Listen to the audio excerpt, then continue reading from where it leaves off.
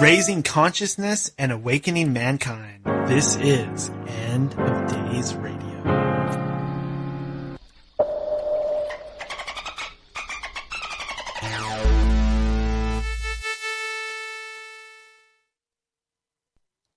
Hello and welcome to End of Days Radio. I am your host, Daniel, and I'm broadcasting from the shimmering Emerald City right here in the heart of the Pacific Northwest. I'm so glad that you're here. It's a very special episode today. We are welcoming Billy Brujo. Billy Brujo is a world-class magician, sorcerer, and witch doctor who specializes in high-class fortune-telling and spellcrafting. He's a teacher in all things magic and occultish. Sounds like an interesting fellow, right? I'm excited. Let's go ahead and see if we can't get a hold of him. I haven't connected with him on Skype yet, but I do have his phone number, so I'll go ahead and try calling his phone number. Hello. Hello, Billy? Yes. Hi, it's Daniel with End of Days Radio. Pleased to meet you. Pleased to meet you. Looks like you didn't accept my Skype invite, or you just did it, because I'm not seeing you on there yet. Is it okay to go ahead and do this interview on the phone? Yeah, that's fine. Okay. The sound is probably better on my phone than on my computer anyway, and you're likely to have me cut out less, too. Well, if that's the case, I think we are on the right track then. All right. And how have you been doing lately, Billy? Am I saying your name right? Is it Billy Brujo? Billy Brujo, yes. Okay. I'm doing okay. I got this book out, few copies left, and it's selling. So, I'm all right. I could be getting more views on my show, of course, because, YouTube ads pay very little. Oh, yes. I'm well aware of that, and I have a hard time explaining that to people sometimes, that those YouTube videos really don't make jack. Oh my! I've been doing this, 2.5 years now, and I've only made let me say this: I haven't reached the payment threshold. I know very well what you mean. But what was it that inspired you to want to put down some of this knowledge on paper and write a book? Well, actually, I wrote this book a long time ago. I know that people like new stuff. And it's never so great to say that, oh yeah, this has been sitting in a drawer since before I was, somebody cool. But I wrote it, during, whatever that period was when I was teaching myself all of this stuff. And so I was just kind of trying to, I had read a few books by then that were that always made me go, oh, where was this when I didn't know what I was doing? This is much more succinct, because, by then, writers had come out. I was, of course, reading what everybody knew nowadays is basing their work on, too, what they read back when they were me. So, I was always inspired to, write the book for myself, or whatever. If you could travel back in time and teach yourself something, or whatever, but I don't know. And yeah. I tried to do something that I thought was different, that the magic community, whatever, needs, which is a little bit of looking at it from a more objective perspective. Now, what title do you prefer? Do you consider yourself to be a magician? I guess so, but, you say that. I guess this is why this word brujo, because it just means witch, which has no, it just means what it means. It's something that, we talk about, back when I worked in the Botanica, I had this problem because they wanted to, what do you want to be called on the website, so that we can advertise that you're here. And I'm like, everything sounds corny. Like magician is the proper word, I guess, but like, what then you say, sorcerer, alchemist, I don't know. All this sounds silly. And also like normal people or whatever, and I use that term loosely, of course, but like normal people don't know what you're talking about because they don't know what these words mean, and what the subtle differences between being a shaman and being a channeler is, because they're kind of the same thing, but they're not really the same thing. Did anything happen in your past? That set you down this Brujo path? Well, I think we all get set down the path, somehow, but like, I don't really know, like an inciting event. I don't know. Not really. Did you feel an attraction towards things that were maybe magical or weird when you were a youth? Like I saw a ghost once, like just like a hand. I heard some other ghost stories. It turns out like everybody knows somebody. Everybody has either seen something weird or knows somebody who they trust enough to believe. So like, I don't know what it is. Like, I want to know more. It's like I'm being a scientist or whatever. I want to find out more. So like, what of course fascinates me. I mean, if you say like an event that made stuff happen, well, I mean, it's the same for everybody who seeks out magic. Anyway, it's the event needs only be that you're not getting what you want. So like, and it's not going to happen through normal means. So like, you have recourse to this spooky way of doing things, with invisible hands and such. So like, and what I found in the study of it is like, you get what you ask for. It's just like, it's partially based on your understanding of how what you ask for might be interpreted metaphorically, and it's also a matter of, you getting that thing in the way that you wanted it. It's, for me anyway, it's very monkey's paw a lot of the time, in that I get something, but like, it took so long to manifest, really, that like, I didn't want it anymore, or I didn't need it.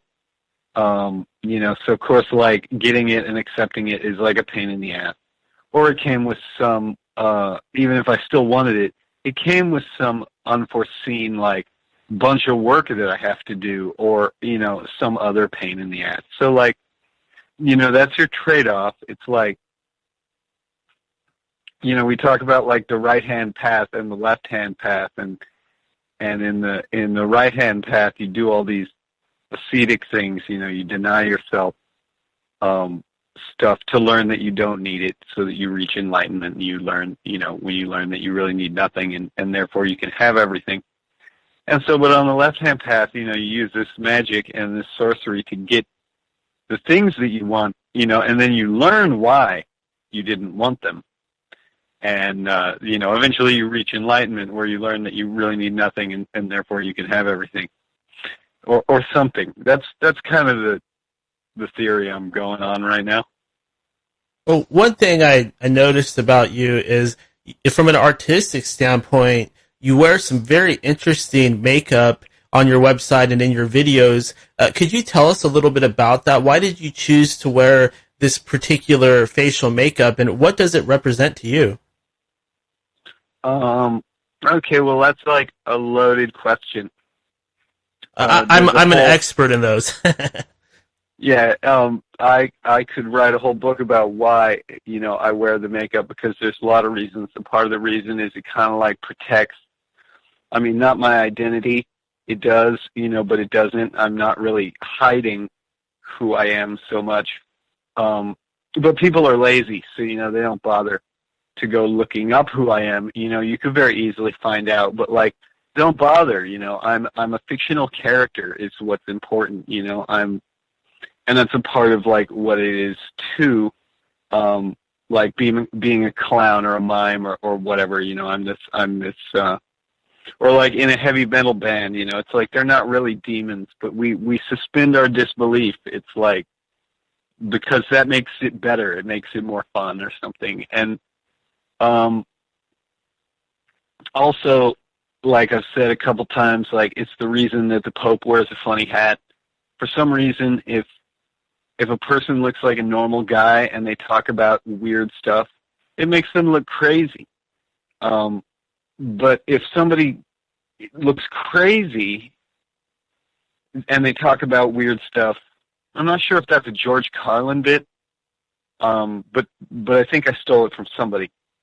But yeah, the reason that the Pope wears a funny hat is because for some reason, if a guy's wearing a funny hat and he talks about all this crazy invisible man in the sky stuff, for some reason we go like, that guy knows what he's talking about. So, but really, okay, for the origin of the design, I have to go way, way back to kind of this, like I guess it's influenced by like the Crow or whatever, and like 90s goth look, you know. But it was sort of a way that I would draw myself at some times, at some periods in my life, and then like you know, and when you're drawing too, it's just like you draw lines, you know, and it's just black and white on your white paper. So like having the face be white was just like a thing or something. It's like to make the cartoon, I guess. And then later on, when I was more heavy into doing magic stuff, and I had my first real like vision questy kind of, not vision quest, but I had like a vision, and Ra came down and talked to me and stuff, and in the vision, my face looked like this, with the cross over the one eye, and I don't really know why. It's like that. It's significant of like my face in a previous life, but I don't even really know the details of that, you know, and I'm iffy on whether previous lives existed or not.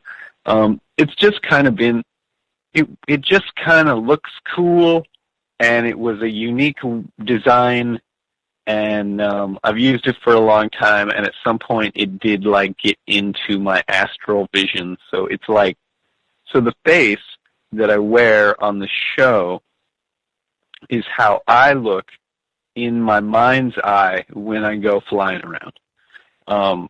So like I'm making that character real by having him be in the show, and then other people dream about him, which also gives him like more substance in the astral world or something. That wasn't really a part of my plan. That just kind of happened. And then, of course, the real reason that I wear it on my show is also entirely an accident. On my first episode was Halloween, and up until then, just in my own life, I had been wearing every Halloween, I would wear this makeup, and I would be like, hey, you know, I'm me, like, for Halloween. And so, like, since my first episode was on Halloween, because I figured, like, why not debut my witch show on the witch holiday? So I was wearing this makeup. And then my second episode was, like, about Dia de los Muertos, because like that's like the next weekend, you know, so you can stretch those two holidays for like a whole week. So so then it was like, hey, you know, that you paint your face like the dead people, so like it seems obvious to paint my face like for the second episode. And then on the third episode I realized like I'm stuck.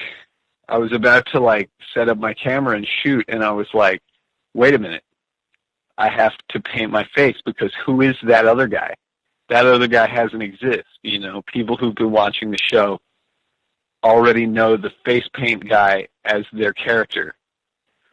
So like in that marketing way or whatever, like I couldn't change because my face is my logo, which is kind of good just for like exposure. And that's sort of all of the reasons, or that's about 75% of the reasons why I wear that face paint. But I do have to admit, like, it's kind of a pain in the ass, and I'd like to stop, but I kind of promised even my audience that the transition will make sense. Like, I won't just stop showing up in it one day. You know, there will be, and I've hinted at it, and in a few episodes you can see me for a moment or two. But I'm so like, you know, laying the groundwork for that change is something, because people don't like change. You know, they like a thing that they like, and they want it to be that way because that's why they like it. So I would like to change my face, but I really can't at the moment. Working on it. Another thing I noticed is that in some of your videos, you'll actually jam a little bit on the guitar. When did you become interested in playing the guitar? Not until way later. I had I took piano lessons when I was a kid, but I never really was, you know, a musician or thought of myself as a musician. I'm kind of more of a visual artist. And, but, you know, I was with a girlfriend for a long time, and she was a musician, and she was even in a band at some point and had some minor ear damage from, you know, being too supportive. So, like, towards the end of our relationship, we did start playing music together. We had 2 guitars, and we would just jam and fool around with trying to make music, you know, without really knowing what we were doing, because she was actually a classical trained pianist and like all around like a composer and stuff. So like but she didn't know how to play guitar. So we were just like dorking it out together. And I learned how to play a few things, and then we broke up, and that was all very devastating.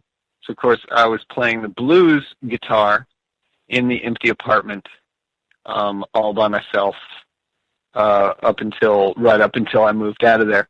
But that was when also I started my show and stuff.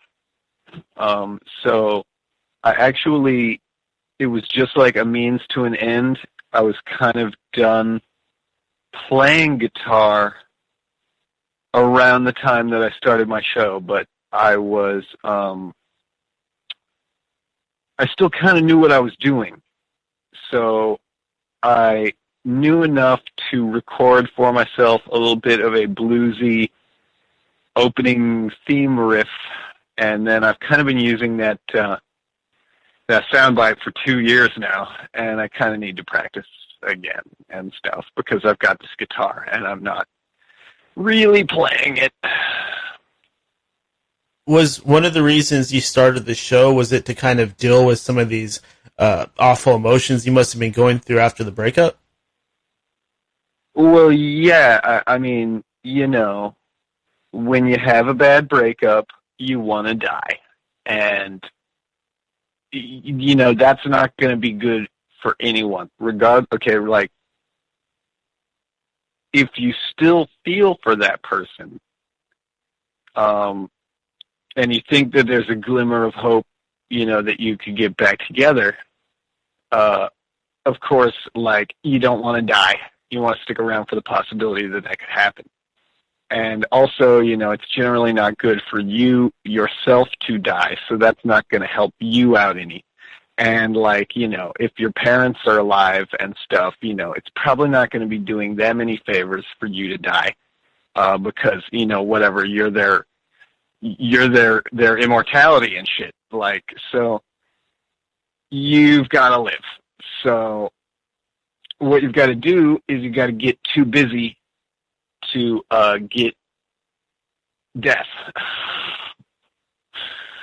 And my problem generally as an artist is that I'm very impatient. I like to do things, and I like to do them now. And I like to finish them quickly. So, like, that's a problem, because I can't just have a painting. That's not going to keep me alive for more than, you know, a few hours. So I needed a project that was never going to end. And so, you know, what do you got to do once a week? Either a newspaper or a frickin' show, you know? So, like, I had the skills to make a show because I did kind of go to school for, it's weird, the sum total of my going to, like, film school was literally refined into, like, making the internet video. Like, that's how it ended up. Kind of everything I learned taught me how to create the internet video, and I don't even really have such a good one as some are out there. Like, so, but I have a unique show that, you know, has a unique niche, and the audience that it has seems to like it, and I think it. I think that it would, you know, what do I want to say? I think it would do better if more people knew about it. I think people don't know about me, but also it's very strange because sometimes I'll meet people who claim to have heard of me, even though they're not into, like, magic and stuff. Do you feel like perhaps something was guiding you to create the show? I always thought that I would make such a show.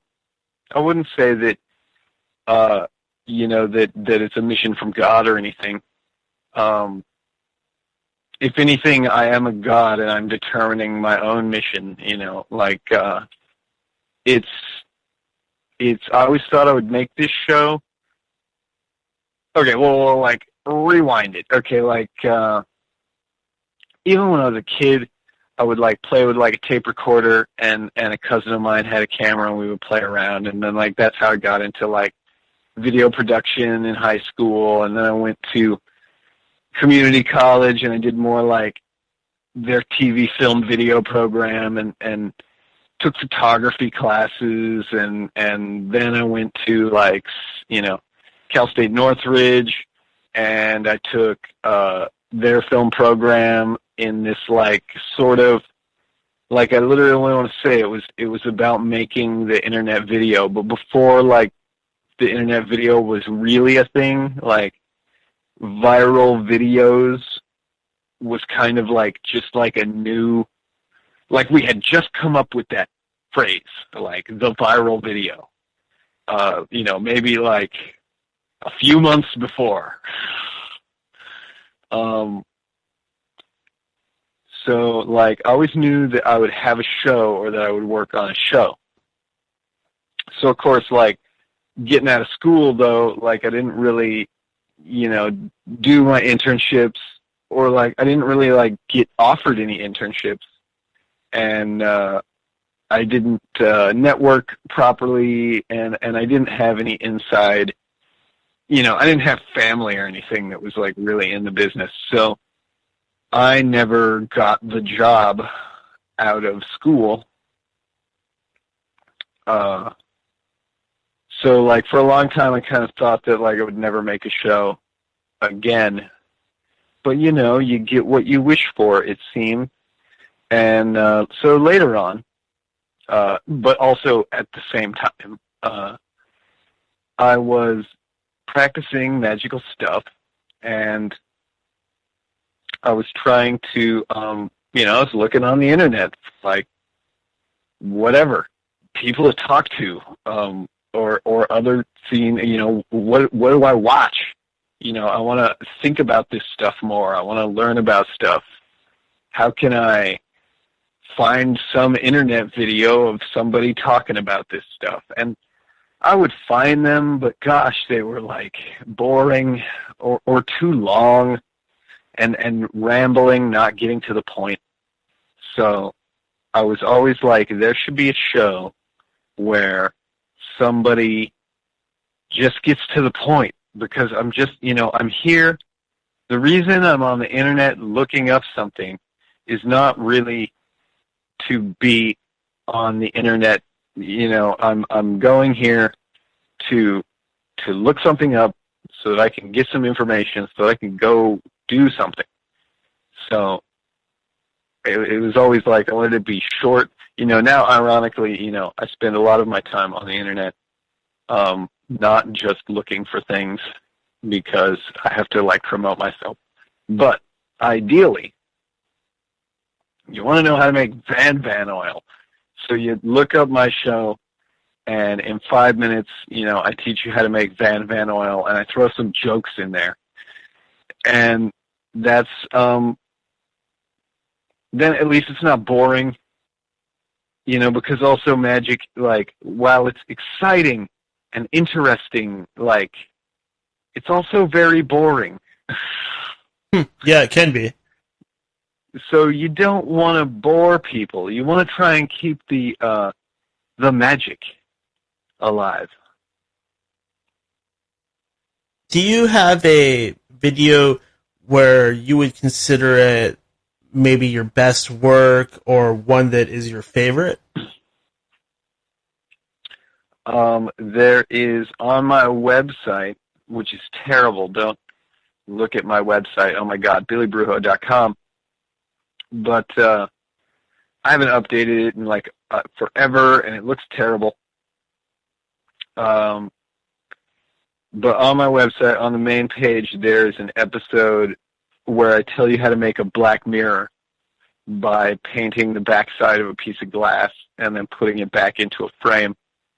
And you can put sigils in there behind and stuff to make it special. And a guy inspired by my thing made a red mirror for his voodoo Santeria style altar, and it is a very beautiful piece.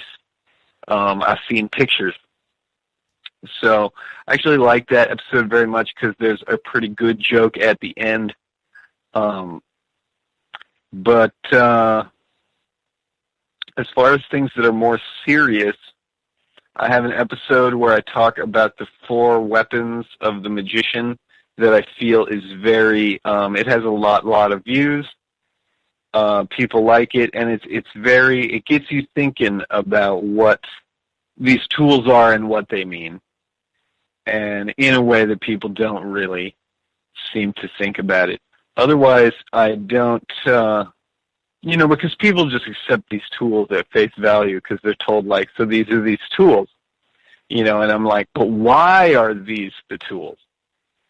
So I kind of figured that out. And I don't know. I've got a lot of episodes that are kind of good. It's hard to tell what people will like, also. A lot of the episodes that I think are bad, people like the most. So I don't know what episodes to recommend to people. It's just at this point I've covered so many different topics. But I haven't nearly touched on everything. So if you have an idea, I started naming in the beginning of my show, I tried to be so cryptic, but I was thinking I was being clever, and I would title the episodes things that were hidden jokes, and cross-references to music, and I kind of took that out. I kind of took that layer out of my show because now it's more searchable, at the amount of episodes that I have. So it's like, you want to know how to make Florida water, you go on my page, you go to videos, you scroll all the way down to the bottom so that it loads everything between the last and first video, and you Control F and you type in war water, and there it is, and there's Florida water, and there's Van oil, and there's a couple of these things that we make all the time, and then there's some other stuff. There's also sort of virtue in watching them, in the order that they came out, if you like the show, because there is, I don't want to say that there's a plot, but items that I make in one episode will reappear later, and there is some little bit of character development and stuff. So, like, it's fun. I created a little world, it's like I say, it's like the Pee-wee's Playhouse of Magic, except, like, I wish that I was filling a half hour, every weekend that had, like, different bits and other characters on it. And I would like to, but I've got a couple of other forms that I want the show to take first, like I would like to get to the traveling show part of the show, which is supposed to happen also. Traveling part? Does this mean you're actually going to take the show on the road? If I could get, like, I'm selling my book right now, but of course there's only a few copies left, and so, the money that I make from it will be limited. And as you know, the YouTube ads don't really pay anything. I have plans to maybe open a Patreon account. People keep telling me to just go ahead and beg for donations, and I kind of don't want to. I'm not good at begging. I kind of find it distasteful, But I might. But if I could get the show to pay for itself, it's the internet. I don't really need to have a location. I can upload from anywhere as long as my phone is getting a good Wi-Fi signal. I can do that thing where you make your phone into a Wi-Fi hotspot, and then I could upload, my episodes. Because, of course, I edit, I have a laptop and stuff. My whole kit is really designed to move. I bought small cameras, and I have this large kind of case. If I could get everything to fit, if I could get my entire life to fit in my car, I would go run around more and, like, visit spooky places and interview spooky people and do spooky things, out in the woods. Because I think we all want also more of that. It's like I would also like to see a show that was like, I don't want to say Anthony Bourdain, but like Anthony Bourdain. I go to New Orleans this week, and I talk to, Marie Laveau, and then, we go to her restaurant, and we see what she's cooking. And we all know that the host of the cooking show is a chef, but they go to some restaurant, and we watch that person cook. While the host makes some jokes and sticks their hands in the other guy's ingredient. So like something like that, where it's like, here I've been for a couple of years now, sharing my recipes, and now I'm going to go meet the other experts, and I'm going to have them share their recipes, and, and then I could go to something I've been wanting to do just here in California, because I can. I just haven't had the time. Is I'd like to do the missions, like, in a row, and stop at each one and give a little history. And I don't know if I'm going to do like a ghost hunting thing. I kind of don't like those ghost hunting shows.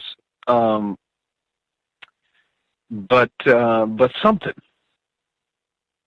It's a magical place, visit all the religious spots and stand outside of the Scientology building and say, I'm Billy Brujo, and I'm coming to you live from Tommy's famous chili burger, and then walk across the street to go get a chili burger.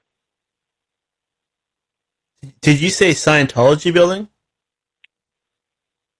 Yeah, there's around here, it's actually not so far from me. There's a Scientology building, it's a big one, and you can see the sign, and it says Scientology. And right across the street is like the original, I can't remember if it's Tommy's or Tomboy's, but it's the original, it's the first, cheeseburger place ever in California that served a chili burger. And, yeah, like, it's right across the street. So that's just a joke that, like, only a couple of, like, 60-year-old surfer dudes will appreciate who are also occultists. How do you feel? So that's, like, one guy who I've never met but lives around here somewhere, I imagine. How do you feel about Scientology in general? How do you feel about the religion or whatever you would call it? What like, I really have no opinion. I've heard a lot of crazier things than whatever they think.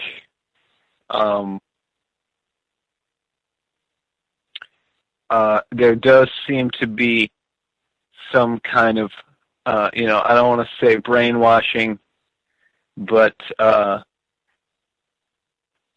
like, I guess when you get, because, boy, those people, like there's like Tom Cruise, and whenever you make him talk about it, he gets so excited.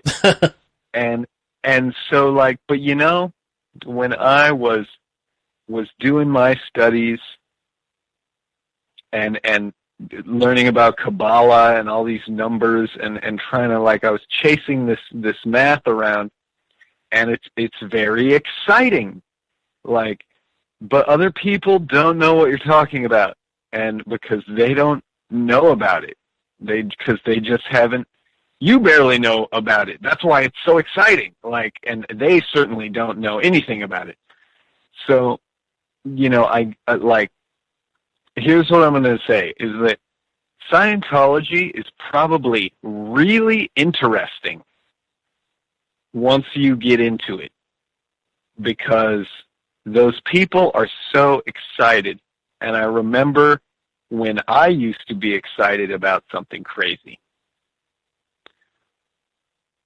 I did want to go backwards just a little bit. Would you mind telling us a little bit about that video you mentioned earlier about I think it was the 4 weapons of the magician? What exactly are those?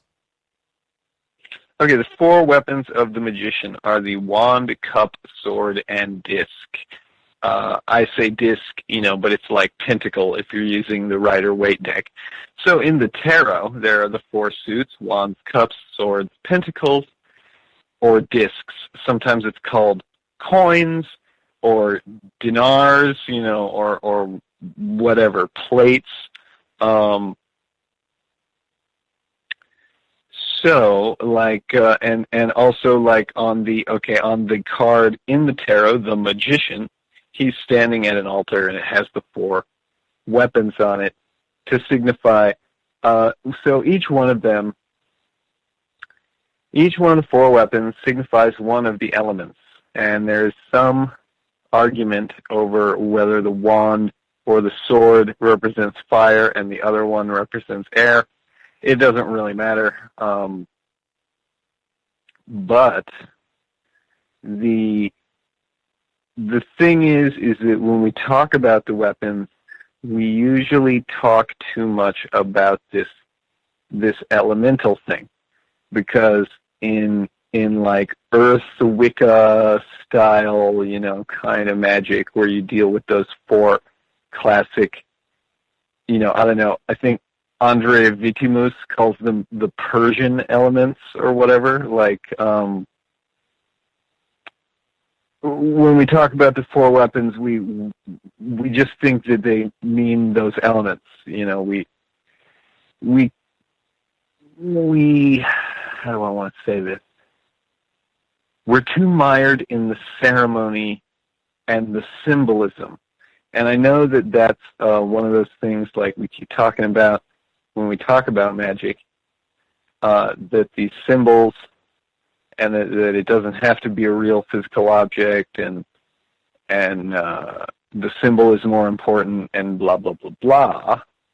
But if you think about it like a caveman, because supposedly, allegedly, these tarot symbols are so ancient, and these four elements and the weapons attributed to them. So if you try to think about, I don't want to say ancient aliens, because, my idea is simpler than that. So, but if you thought about like pre-Ice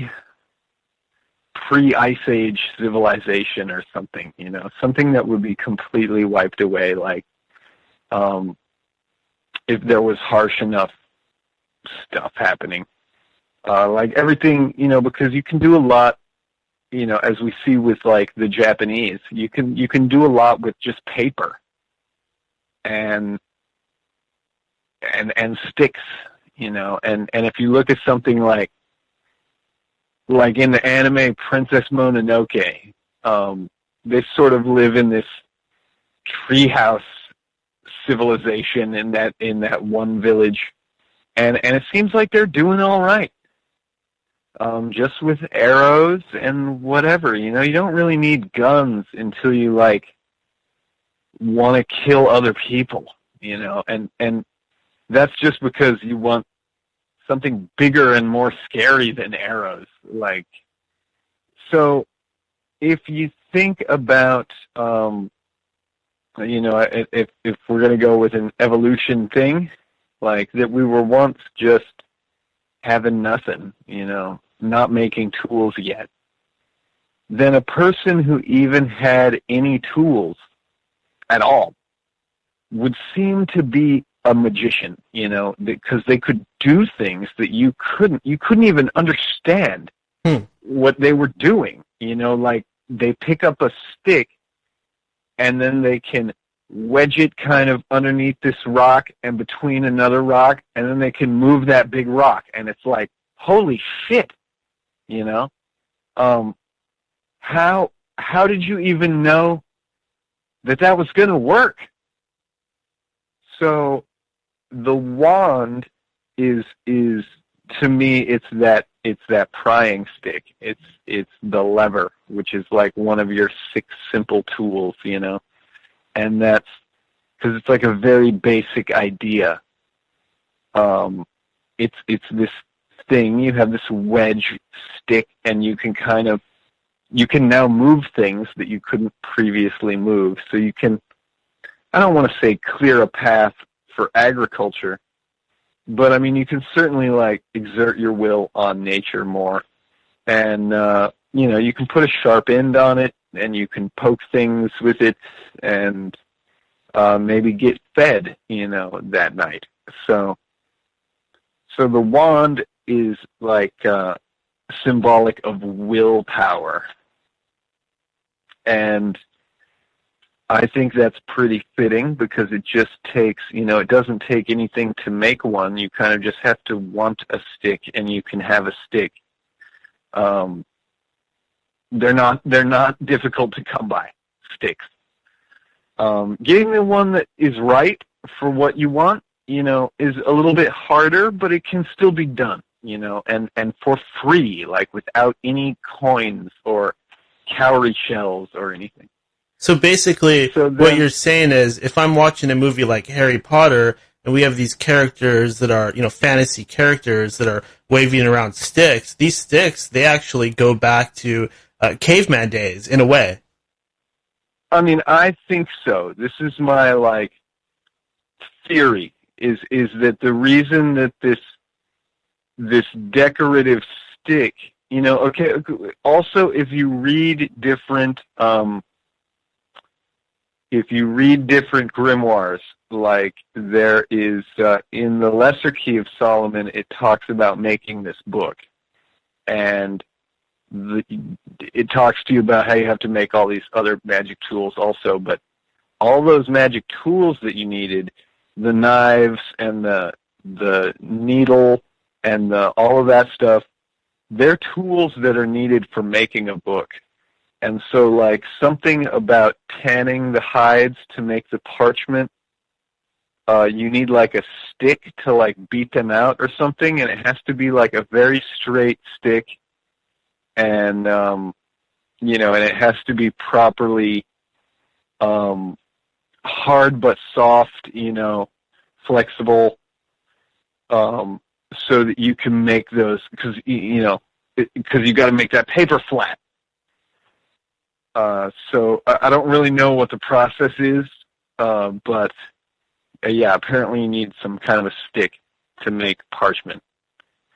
So, but there's another thing, like you're making this paper. That's another, you can roll paper around that stick, you know, and now you have a scroll. It's like just a stick is pretty magical, like just by itself. You can do a lot of things with a stick. And yeah, if you didn't know how to do stuff, I mean, I take it for granted because my family is artistic and creative and does things like make things. But we know some people who often hire my dad for handyman work to help them because they don't know how to pick up a screwdriver. You know, so like to them, him being able to wave a screwdriver around and then stuff happens, it's a miracle. And so the same with these other tools. If you could hold water, then you're no longer tied to a river. You don't have to live next to a body of water now. You can take water with you, and you can also boil it, you know, and making it not give you dysentery. You know, so then we have this cup is the next thing. And like, wow, with this cup, we have now upped our civilization level like considerably because now we have clean water.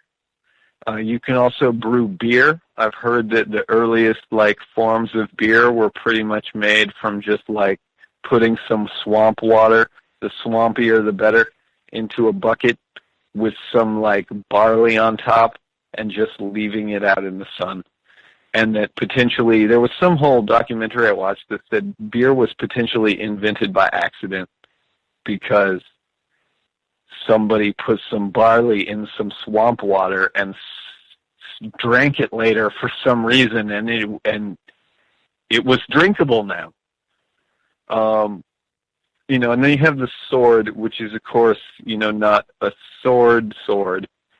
It's a knife, and, you know, evidence of stone knives has gone back to whatever BC, as far as we can prove, but like arrowheads and stuff like that.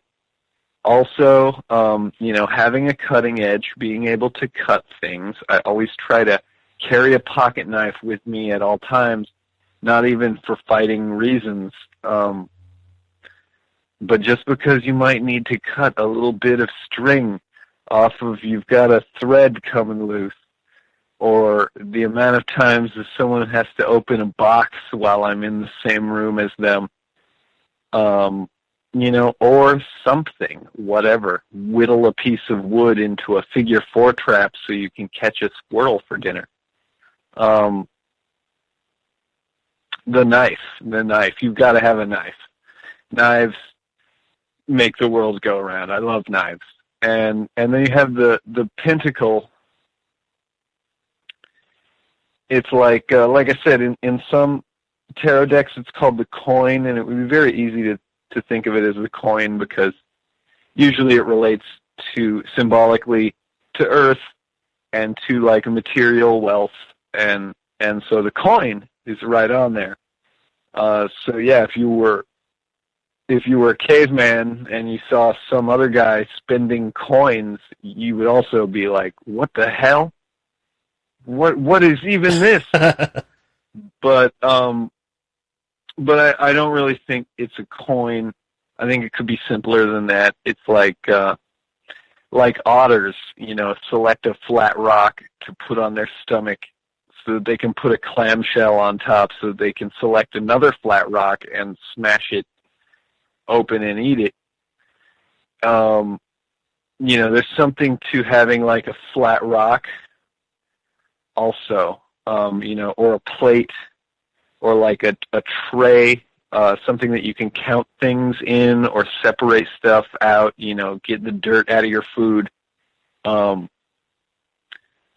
So like there's a difference between the cup and the plate because like they might both be a bowl, but the one is shallow, the one you can like reach into, and the other one just holds water. But like, yeah, so like that's how I like sort of explain it in the episode. I try to break the idea that these tools have this fixed, ceremonial appearance, because a lot of people like to, especially I used to work in a store, and so many times would some witch or wizard wannabe come in and ask for a knife that was like very specific in its design, and I'm like, I'm sorry, it's California. I can't sell you a double-edged knife. I can, however, tell you how you might go about making one, but that's not really my job in the store to be doing that. So now I have a show where I can teach people how to do that. And I will eventually, but I actually don't promote having double-edged knives because they're not as... Because this is that ceremonial thing. A double-edged knife is really a killing weapon. And that's not what I see the knife as being about. The knife is a cutting tool. Very, how many times, have I had to use a knife on a person? 0. Okay, once, but 0. So how many times have I had to use a knife to cut something, especially when I'm, doing magic? More than I can count. So I think, you want to get a nice single-edged knife. You want to do some research about what kind of knife you want to buy, but because I actually also suggest buying a knife, although it is fun to make your own stuff.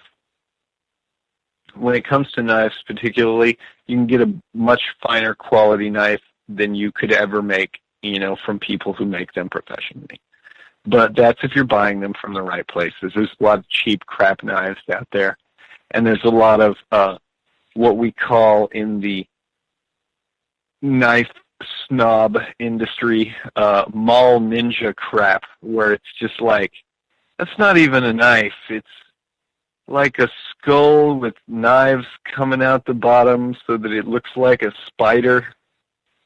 And what even is that? It's gonna break. It's all made out of acrylic and the worst. I mean, it's stainless steel, but it's really not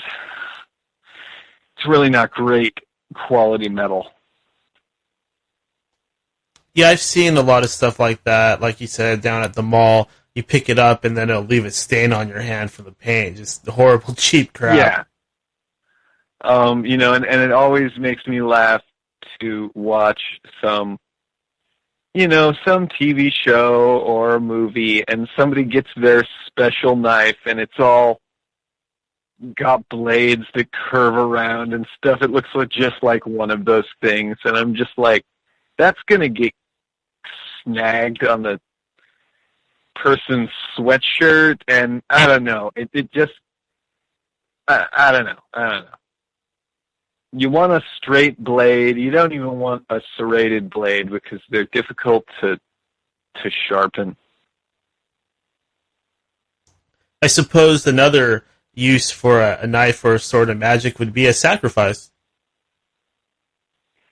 Well, yeah, but I mean, like, you don't really need a double-edged knife to do that either. A single-edged knife will slide perfectly right well into a body, like, and I've said before also, like, I wish I could find the statistic for real, but, like, more people get killed by being stabbed with a screwdriver than any other kind of thing that you might stab people with. So, like, and that doesn't mean that's not even sharp. Now, how about love potions? Is this something that you're against? Can they be dangerous or backfire?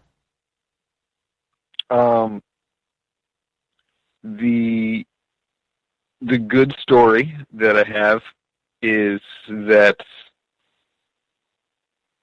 I think that just like people in general get into magic and they don't really know what they're doing, and so they ask for things ignorantly because they don't know what they're doing.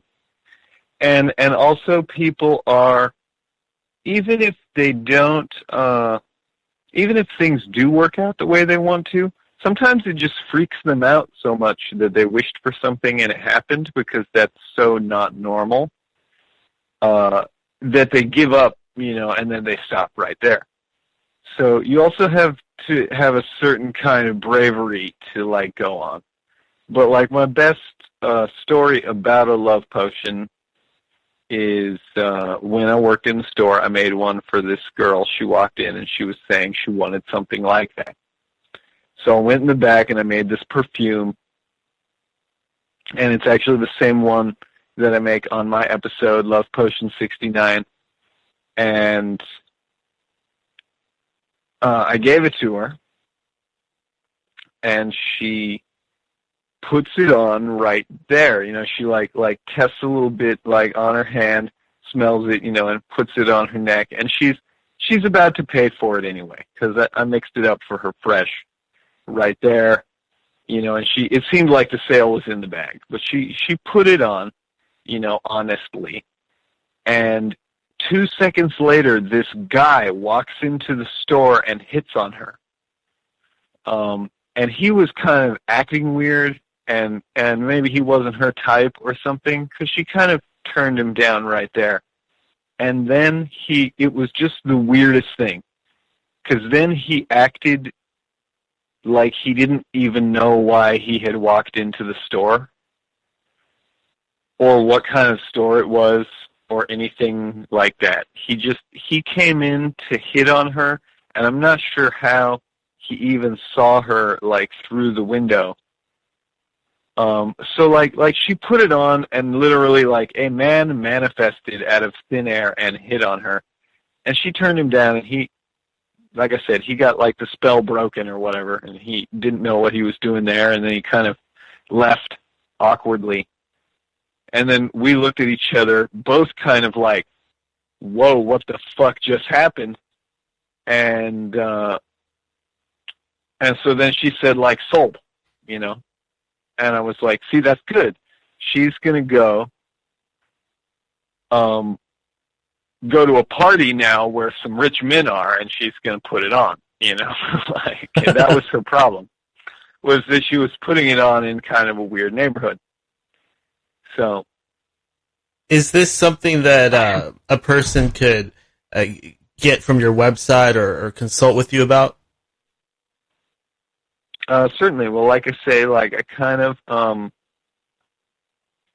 of teach people how to do it themselves, because that's what, when I was working at the place, I kind of felt, the reason I stopped working is because I didn't like selling it so much.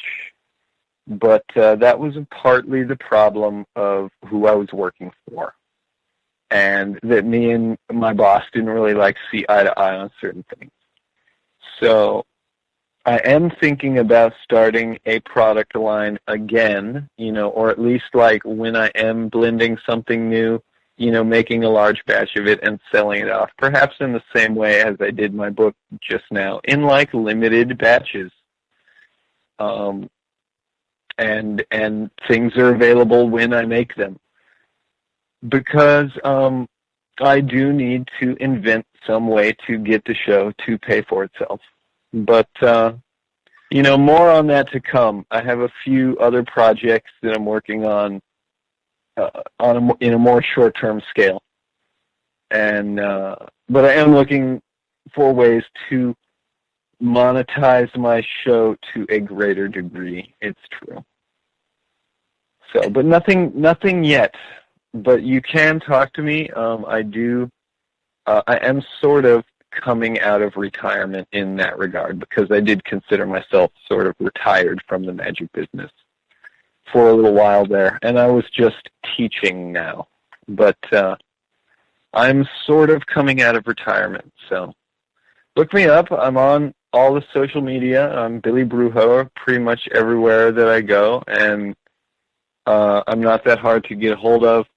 My audience is not so super big, and of course not all of them talk to me. So I am available to answer, questions. Don't take up all my time, but like I'm real. How about the Van oil that you mentioned earlier? What could that be used for? Van oil is kind of used for everything. It's like a lucky oil.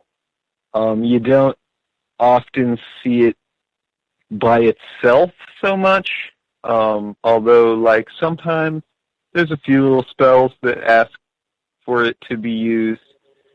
But that's what I say. Like it's mostly used as a component in other spells where you have some other stuff going on. It's kind of a hoodoo southern thing. It's lemon verbena oil, and it's used as an ingredient in other oils, and sometimes in like some other spells. And it's generally lucky, protective. It's like the duct tape of magic. It kind of does everything. Now, this next question, it might seem a little weird, but as you are most likely aware, on my show, I cover a lot of topics, and one of them is conspiracies, and there's been a lot of talk for a long time that there's a secret order, a secret elite that exists in this world that is controlling things from behind the scenes, and these people are heavily involved in the world of magic. What do you think of that idea? Do you believe it at all? Okay, well, like, I don't know is the first thing I'm going to say, because of course I don't really know. I have theories, but they do change, often enough. I want to say that sometimes things seem so on purpose. Like I used to work at a place, and every time I would go outside because business was slow and try to like have a cigarette, wouldn't you know that a customer walks up right at that time, right when you light up, you have to put out your cigarette, you have to go back inside. And it feels so on purpose. It's like they know, because you light that cigarette and they come. But of course they don't know, and it's not on purpose, and no one's out to get you. Sometimes it really seems like that. And I do believe that at least in America, I don't know about the world at large, but it seems like in America there is the people who are in control, who they let us know are in control, and there does seem to be some agenda, but I don't know if there's even anybody at the wheel, so to speak. Like, it might just be the convenient conspiracy. But, like, by what I mean is that it's not so black robes in back rooms, round table thing. It's just that, like, in order to make more money, we need to do this, this, and this, and it's not even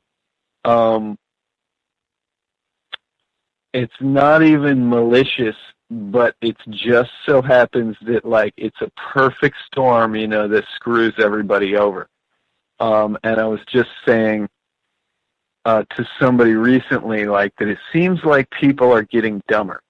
And if that's, like, quote unquote, the conspiracy's plan to make us more dumb so that we're easier to control, but then it doesn't make sense because the people who are, like, in power are also getting dumber. Like, so who is going to lead us? Like, if we're all so dumb, and even the people in power are dumb, but they were doing this to control us, because they had what greater cause, it's like, but those people aren't going to be able to be smart enough to lead us on that crusade or whatever. So, like, I don't get it. Like, I don't see the end game, That's the part, I guess, that I still have the problem with. I would totally believe that there was a conspiracy if I could figure out exactly what it was that they were up to. Okay. But but I can't quite figure out. I mean, if they exist, I can see what they're doing, but I don't understand why they're doing it. That part doesn't seem to make sense. So, because I've got a couple of good conspiracy theories right now. I think that Trump was rigged, and this is all to this is a okay. So we thought Hillary was going to win, but because like George Bush and his two, like, terms, George W. And during that time, we learned that it was all rigged, right? Because he really lost, but then he won, because it was rigged. So then, like, when we knew that Hillary was going to win, that's because we all were like, it's all rigged, so, like, we had given up. So then Trump wins, and I heard people saying it, like, a lot. It was like, wow. You know what this means? This means that voting really matters. And I'm like, you fool. This whole thing was a setup. See, they had to run the guy who couldn't possibly win against the person we knew would win, and then have him win in order to trick us into believing that our votes matter. But why do they need to trick us into believing that our votes matter? I'm not sure. See, I'm still not sure about what the end game is, anyway. And a lot of that is just me joking around too. I'm right now. I'm espousing the dolphin octopus theory, which is that the dolphins chasing the octopuses across the galaxy crashed to Earth, and it became dolphins and octopuses. But that's certainly a joke. It could be it's a great creation myth, but I need to flush it out some. Well, it seems that dolphins are very, very intelligent, maybe even as intelligent or maybe even more intelligent than us. Well, that's what it's based on, is because also octopi are very intelligent, and I've heard that the only upward limit on their intelligence so far has been how long they live. And apparently they don't live so long. So I sort of had this just writer's inspiration where I thought, well, like, if you think of, like, Cthulhu as being this thousands of year old octopus, and if they can learn so much, you know, in, like, whatever, let's say that they only live 5 years, you know, and that they can get as smart as an 8-year-old, well, that's already smarter, faster than us, you know. So if there was this 1,000-year-old octopus, damn right he can travel through time and turn into anything that he wants, and, you know, go to other dimensions and stuff. So, like, he was probably this really bad guy. And dolphins, right, dolphins are so smart, and they communicate with, like, psychic sound waves or whatever, and so then there's the dolphins, and they're like the space cops, and they chase the octopuses through the stars, you know, because of the octopus's war crimes, and somehow they crash to Earth, and they go into the ocean, of course, well, because it makes sense, because, like, we already know that you need water for life. So I bet there's more aquatic life out there in the galaxy than there is land-based life. I bet we're kind of the freaks being land-based life, because, like, what are we doing up on the land? Like, when you're in the water, like, you've solved a lot of your body temperature problems, and you know, waste disposal problems, and, like, sometimes even your breathing problems. Like, so, yeah, I don't get what this whole hassle of being on the land is. You know, you can also be, like, weirdly or shaped in the water, kind of. I mean, because you can float around, you don't quite have to support. You have more freedom of, like, skeleton shape. You still got to be, like, hydrodynamic or whatever, but yeah, so, like, and for some reason that makes me feel like if you were even, like, in spaceships, it would be easier to, like, just make a big metal sphere full of water, and even though it would weigh like 1,000,000 pounds, once you're in space, that's not a problem, and it seems like that would solve, like, your pressurization problems more than being in a gas bubble like we do with our astronauts. If you were in, like, a water bubble, hell, if you had enough water, it would gravitate, you know, towards itself. So, like, you might not even need to have a metal shell around that water bubble. You could just make a big enough water bubble and somehow put rockets on the back of it. Now, I don't know. do you, doing your work and having this you know, this status as a Brujo, as somebody that can consult with you, do you ever have to deal with demonic beings attacking you or anybody else, or people becoming possessed?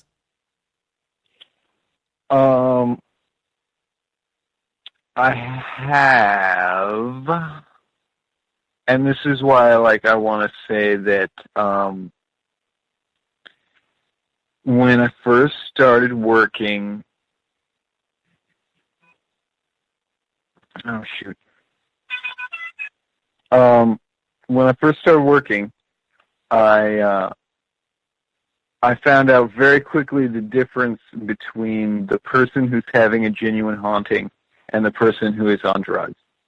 Because the person who is having a real problem is too calm about whatever it is that is going on. And they seem confused, but they, they're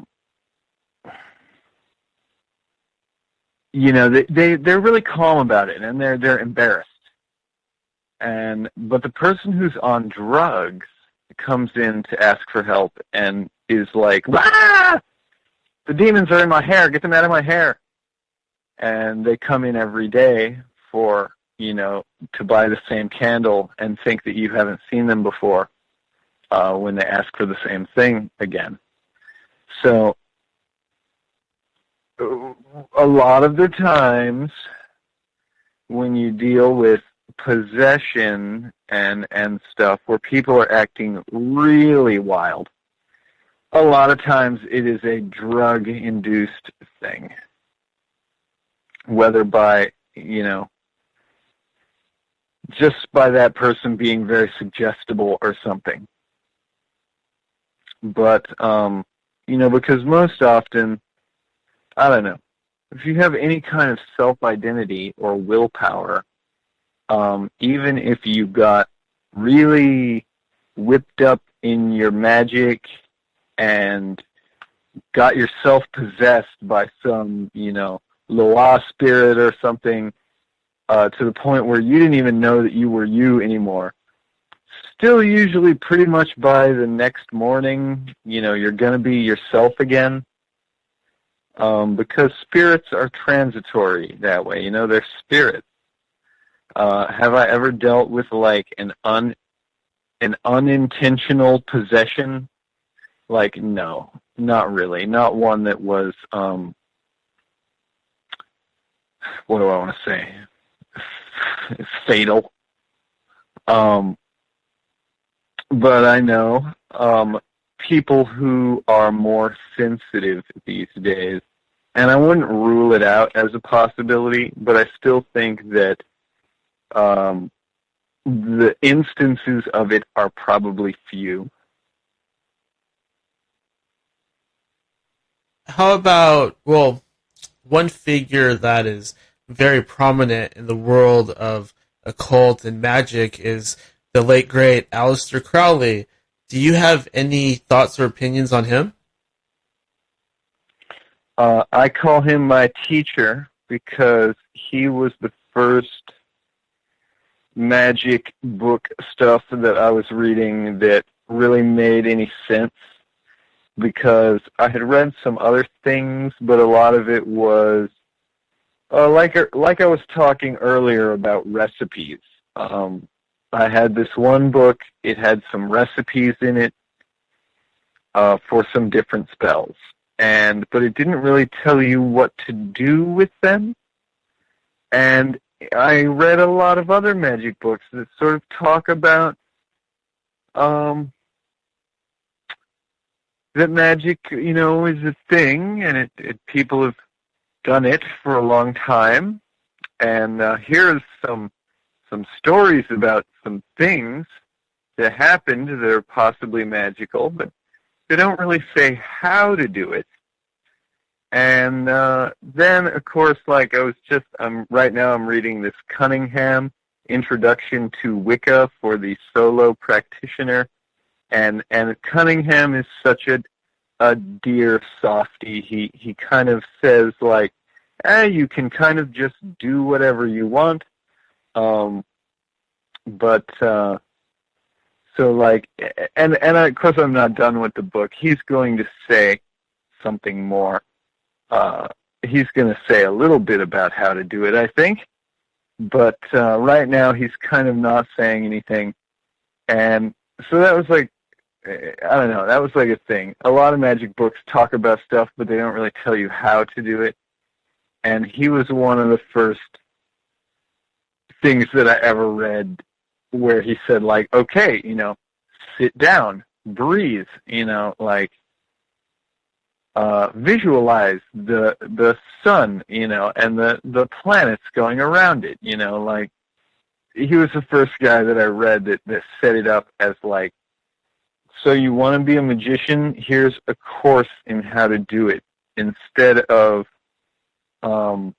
like you were saying about Harry Potter and stuff earlier, there's always this heredity thing that people like to prove that they're a ninth generation witch and that all of the women in their family have been witches since whatever, and that they're a witch because they've been witches, and being a witch is special and it's somehow in your genetics. And I don't think that's very, the martial artist in me calls bullshit on that, because I think that you can train a person to do anything.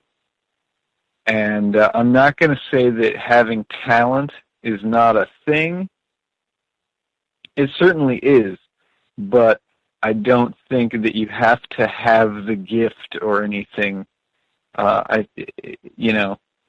It's something that you can learn, and practice makes perfect, just like everything else.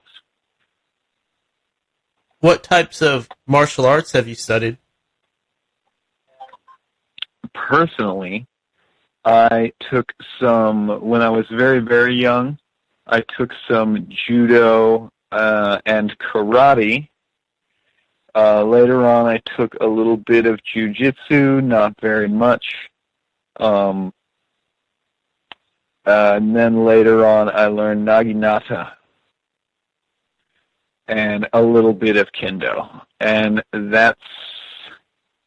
and Yichuan and a little bit of Tai Chi. But, like, not really very much. I'm kind of just fascinated by the martial arts. I have a little bit of, just like with my knowledge of magic, actually, it's like I know a little bit about a lot of everything, and I can direct you to maybe where you want to go, and I know enough that I'm kind of a toolbox. I can do a little bit of everything, whatever might be needed of me at the time. Have you ever had to use any of your skills to defend yourself? Not really. Like I said earlier about how many times have I used the knife on a person, like 0. One time I did use it to kind of threaten someone. But that wasn't really, there wasn't much martial art involved in that.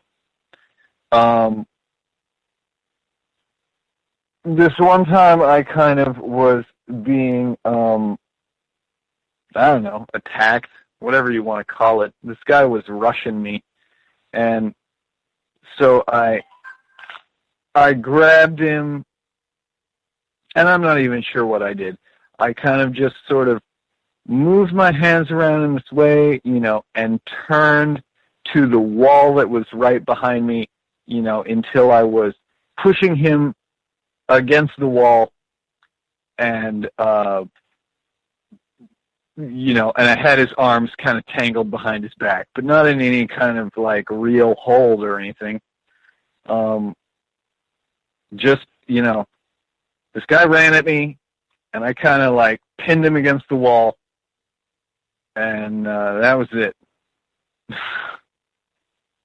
I've had to use, the reason that judo is great and why parents, enroll your kid in 3 months of judo and then take them out and then you don't have to do it anymore. But in the first 3 months, they teach you how to fall down without hurting yourself.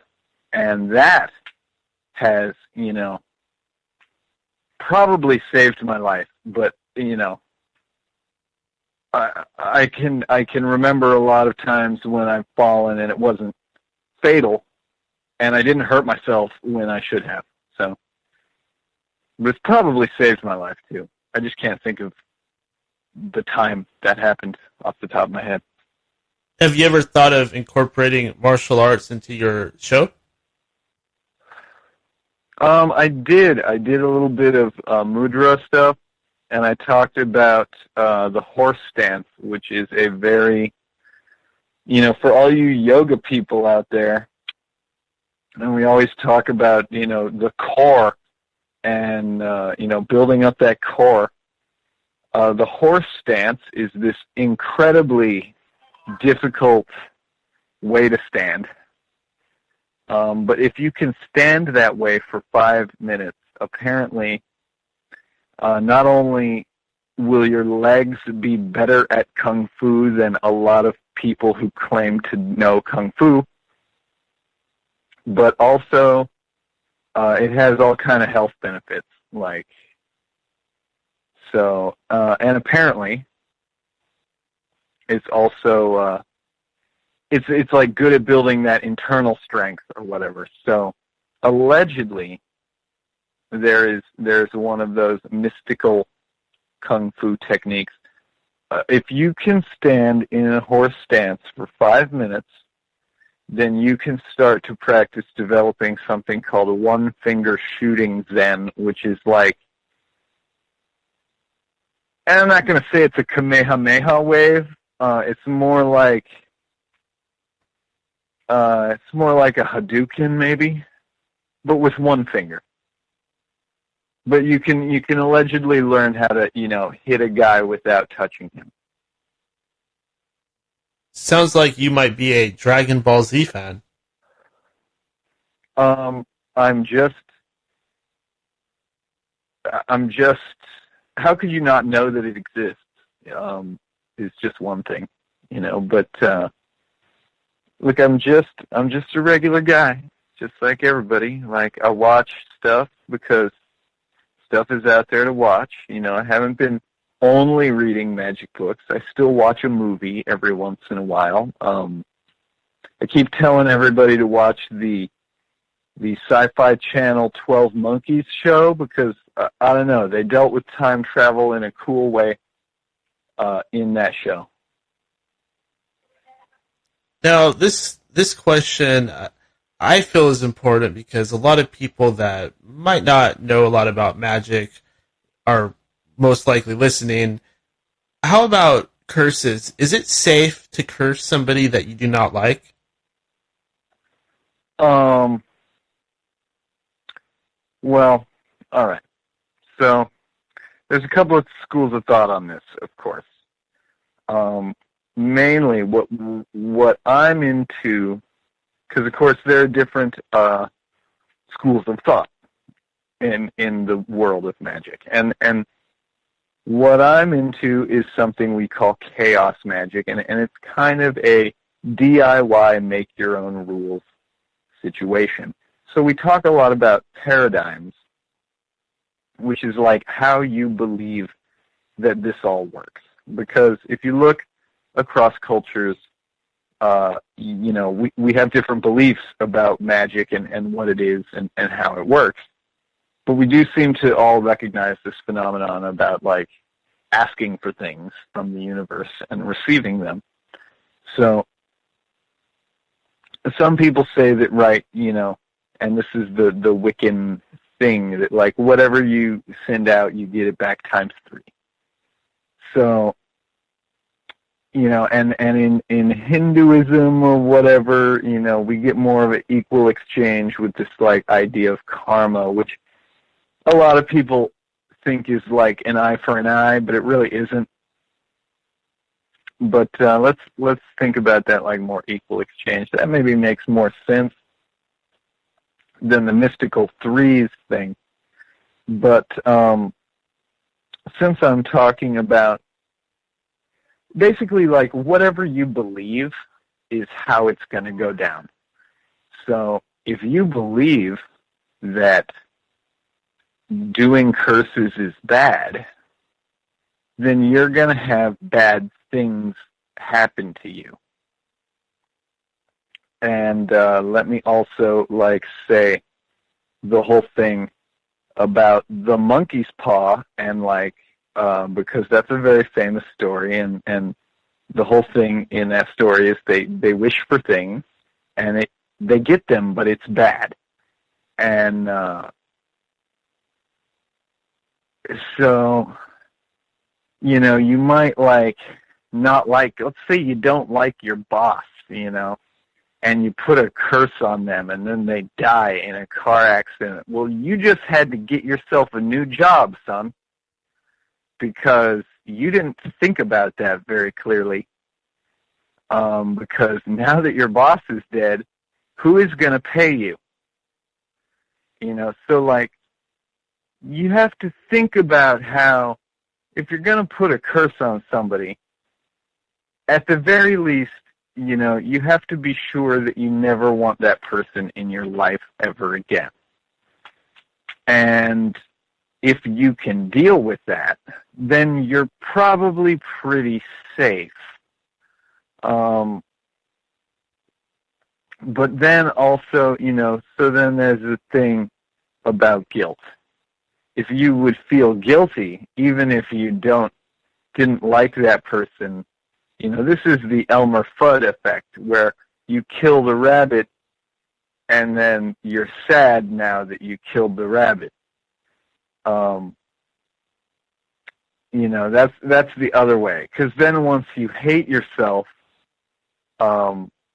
it's very easy to just have your luck get worse and worse and worse because, you'll be cursing yourself. So it's a matter of planning and of justification. Because if you feel so absolutely, that this person has done such a heinous crime that you needed to put a curse on them, then you're working with, righteousness, technically. So then it's not, it's not a bad thing because it's divine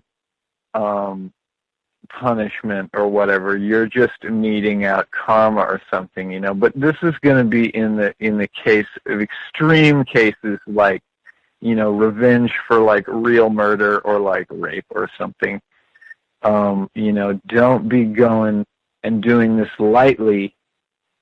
That's, be responsible, be real. You're not going to put a death curse on somebody for talking smack about you on the internet, because that's just not very mature. And we have this joke in the magic world that anybody who's going to put a curse on you for talking smack about them on the internet probably doesn't have the power to put a curse on you.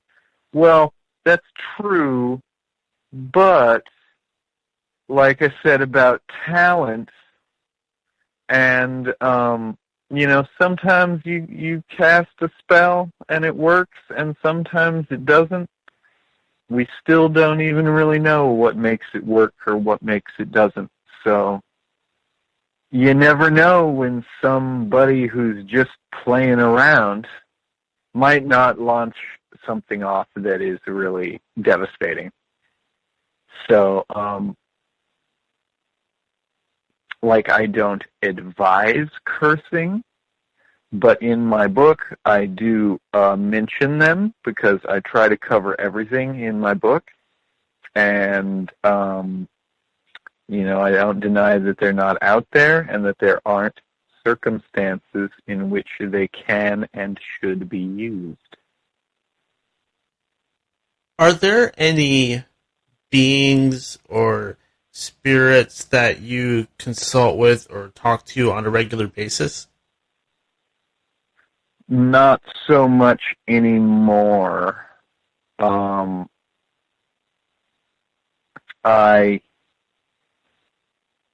I typically summon stuff up to ask it something if I need to know, and then I let it go about its business, because if we're going to treat the world of spirits as being a world of spirit people, they probably have stuff to do. So you can call them on the phone, you can ask them stuff, but then they probably got to go because they probably have stuff to do. So, I don't want to be a bother. But then also, sort of in my own head, I don't want to call it a spirit, though. I don't even want to call it a split personality or anything. It's not that extreme. There's sort of me, and there's the guy who is also me, but is in my head. And because we're basically the same, and it's just sometimes when I'm doing something, I'll get a thought in my head that's like, why are you doing that the stupid way? And then sort of out loud to myself, I'll talk back to the thought, and I'll say oh, you're right. And it feels like I'm talking to somebody. But I wouldn't call it a spirit. I would just call it another aspect of myself or something. And it's not even it's not even like dark Brujo versus light Brujo or anything that extreme. It's just me and the other me, and whichever one of us is in the head and whichever one of us is in the body. The one in the head happens to have that higher perspective because he's in the head. How do you feel about Christianity? There ain't nothing wrong with it as a religious system. Any way that you can talk to your God is a good way. Seems like there's a lot of zealots who say some weird stuff that I don't know if that's very Christian of them to have those viewpoints. Seems kind of anti-love. And then there's some Christians who are saying some really bizarre stuff about, like, science not existing. And science clearly exists, guys. Like, I'm a sorcerer, and I'm not going to tell you that science doesn't exist. It clearly exists.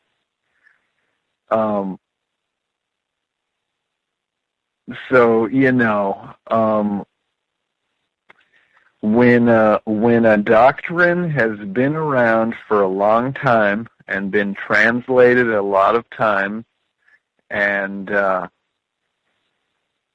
there are unscrupulous people who will use those things and interpret them to their own ends, and that's maybe gotten a little crazy lately in America.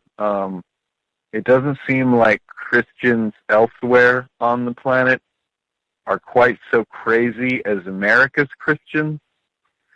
But America's crazy Christians aren't even quite as crazy as some of the crazy people in some of the other religions out there. So we may be very bigotry related, but so are those other crazy people in other countries with their other religions. So what am I going to say? The problem is in I don't want to say organized religion, because having organization isn't a problem either. Once again, it's a problem of who is having these agendas, and I don't really know who that is. How about the other end of the spectrum? How do you feel about Satanism? Among occult types, actually Satanists are kind of the most... I used to say that Satanists were the most normal, because a lot of them are just atheistic and hedonistic, and they're relatively nice people for the most part. They just want to do whatever they want. And a lot of them don't even have, like, magical beliefs. They do a little bit of satanic ceremony, but it's kind of just for fun. But of course, those are the atheistic Satanists, which was really the way. That's what the proper Church of Satan is supposed to be, the LaVeyan Satanists. Even though LaVey seemed far from atheistic himself, he promoted an atheistic view. And Satanism was really this, basically, it was like supposed to be the opposite of Godism, like, just to not have a God. And Satan is kind of seen as this, like, heroic character, you know. He brings, he's like Coyote or Prometheus or whatever, you know. He kind of, like, gives mankind his willpower and stuff. But more recently, I keep hearing about spiritual Satanism, which is this kind of new school of Satanism And these people actually worship Satan. The other Satanists don't actually worship Satan. But these newer Satanists that do worship Satan, and they do all kind of crazy stuff, like in mockery of Christian rituals and doing things like upside down, and they kind of get into like blood play and you know, I don't want to say that they're sacrificing animals, except it seems like they are now. So I don't know. These new Satanists are crazy. The old Satanists, the 90s Satanists were cool. But these new millennial Satanists, I don't know. I don't know what their problem is. It seems to me like these newer Satanists learned about Satanism by watching those corny anti-Satanism propaganda things that they had in the 90s, where they would talk about all this crazy stuff, you know, that Satanists don't even do. But these new Satanists do seem to do that. And it's very worrisome, or otherwise, like, I'm just getting old. And, you know, everybody thinks that the kids are crazy when they get old. How about psychedelic drugs? Is it safe to mix psychedelic drugs with magic ritual?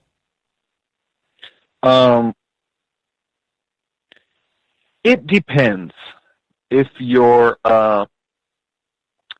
safe and you're around people that you know, and you've done it before, whatever psychedelic drug you're doing, because having done it before or not, you know, can sometimes make it be a different experience. Hey, if you want to see some angels and talk to some angels and learn some angel stuff, then certainly take hallucinogenics and do some kind of thing where you call up the angel to come down and talk to you. But if you were doing, you know, like there was a phase where I was doing that because they said, you know, in the books that I was reading that you have to do that.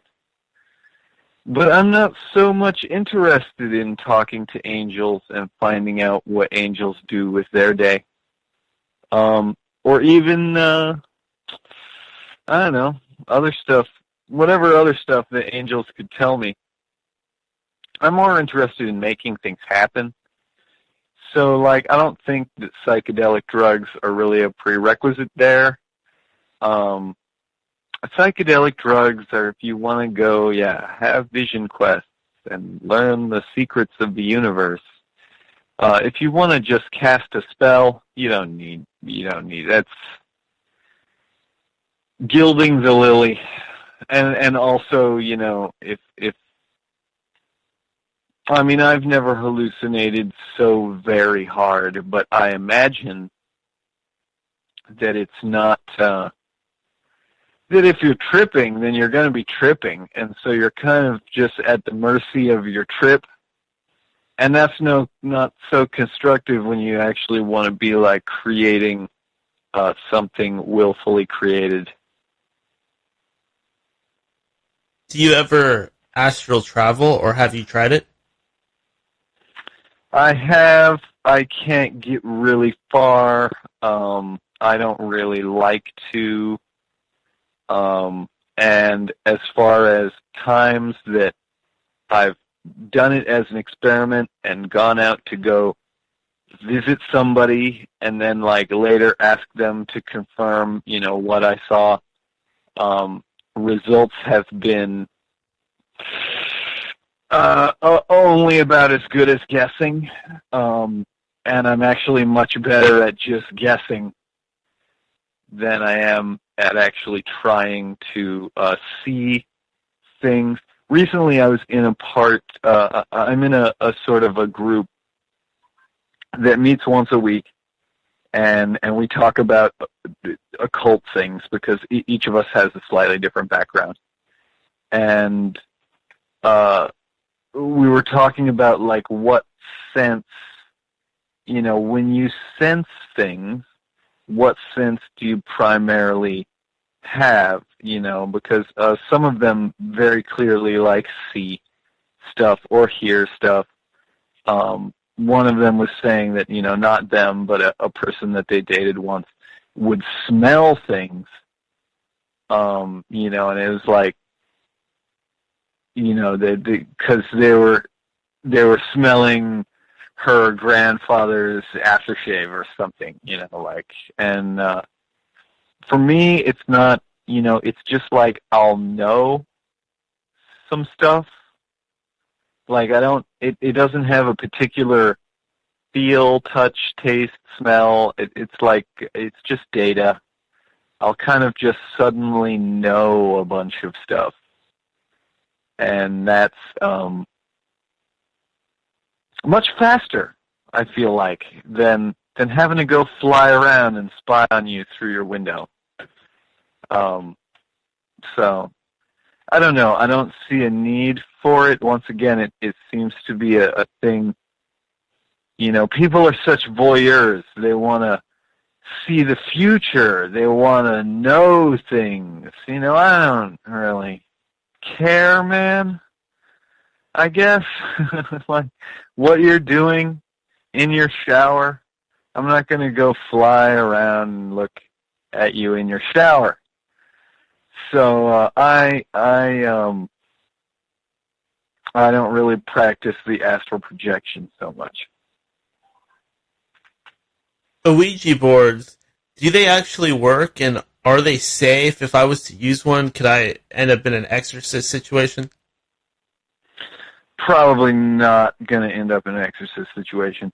I have heard people use them, and things get all weird. This is another example of where, everybody knows somebody who has a story about the Ouija board and about it, like, then everything was weird after they did it. Well, here's the thing about the Ouija board. Because you don't even need a Ouija board. A Ouija board, like, get the Ouija board out of your head. There's nothing special about a Ouija board. It's just a friggin' piece of cardboard. It has no inherent magical abilities. It's using the English letters, which are not even, it's not even Hebrew or Sanskrit or something magical. It's not even anything you have to know. It's just, okay, so, but when people use the Ouija board, when they set it up and they sit around it in the circle and stuff, they get serious or whatever. It takes on this ritual atmosphere, which is a part of what attracts the spirit. If we're going to go down the road of saying the spirits are really real. So we've set up this ritual situation, which is already, like, attractive to spirits. And then then the next thing that we do is we call on the spirit. They always say that. We see this in the movies and the TV shows. They say, like, is anybody here? Anybody. This is your problem. This is your key technique problem. Anybody means anybody. You can ask for specific people. You don't have to just ask for anybody. So, the kids get around the Ouija board, ritual thing gets created, some spirit energy is stirring up, and they ask for anybody. So something horrible shows up, because who's available? Horrible people are available. Because, like I said, the spirit world, if we're going to go with that, and spirits being a thing, spirits got something to do. So just like us, probably all of the good spirits are employed. So who's hanging out with nothing to do better than talk to some kids? Like, somebody horrible. and that's what you get when you if you set up the Ouija board and you said, I'd like to talk to Archangel Michael. Michael, are you here? Now we're talking. Now it doesn't have to be a dangerous thing. But people don't, like I said, get the Ouija board out of here. You could do this like those ghost hunting shows, they don't even have a Ouija board. They just go in there with their night vision camera and they say, is anybody there? And then they say, ooh, did you hear that? And then they run through the house. You've seen them. So no Ouija board involved. You just got to say, is anybody there? And someone will be there. But are you going to end up in a exorcist type situation? Probably not, because like I said when we were talking about possession, I think it's kind of hard to get really possessed, but everybody's story is different. People who are more how shall I say, mentally fragile might be more apt to get possessed. Also, possession, is not even, they call that being ridden in voodoo tradition. When the spirit has come, it's taken you over so much that you're not even aware of what's happening, but your body is moving around and doing this thing, and the spirit is totally controlling you like a doll. And like I said, usually that wears off, by itself eventually.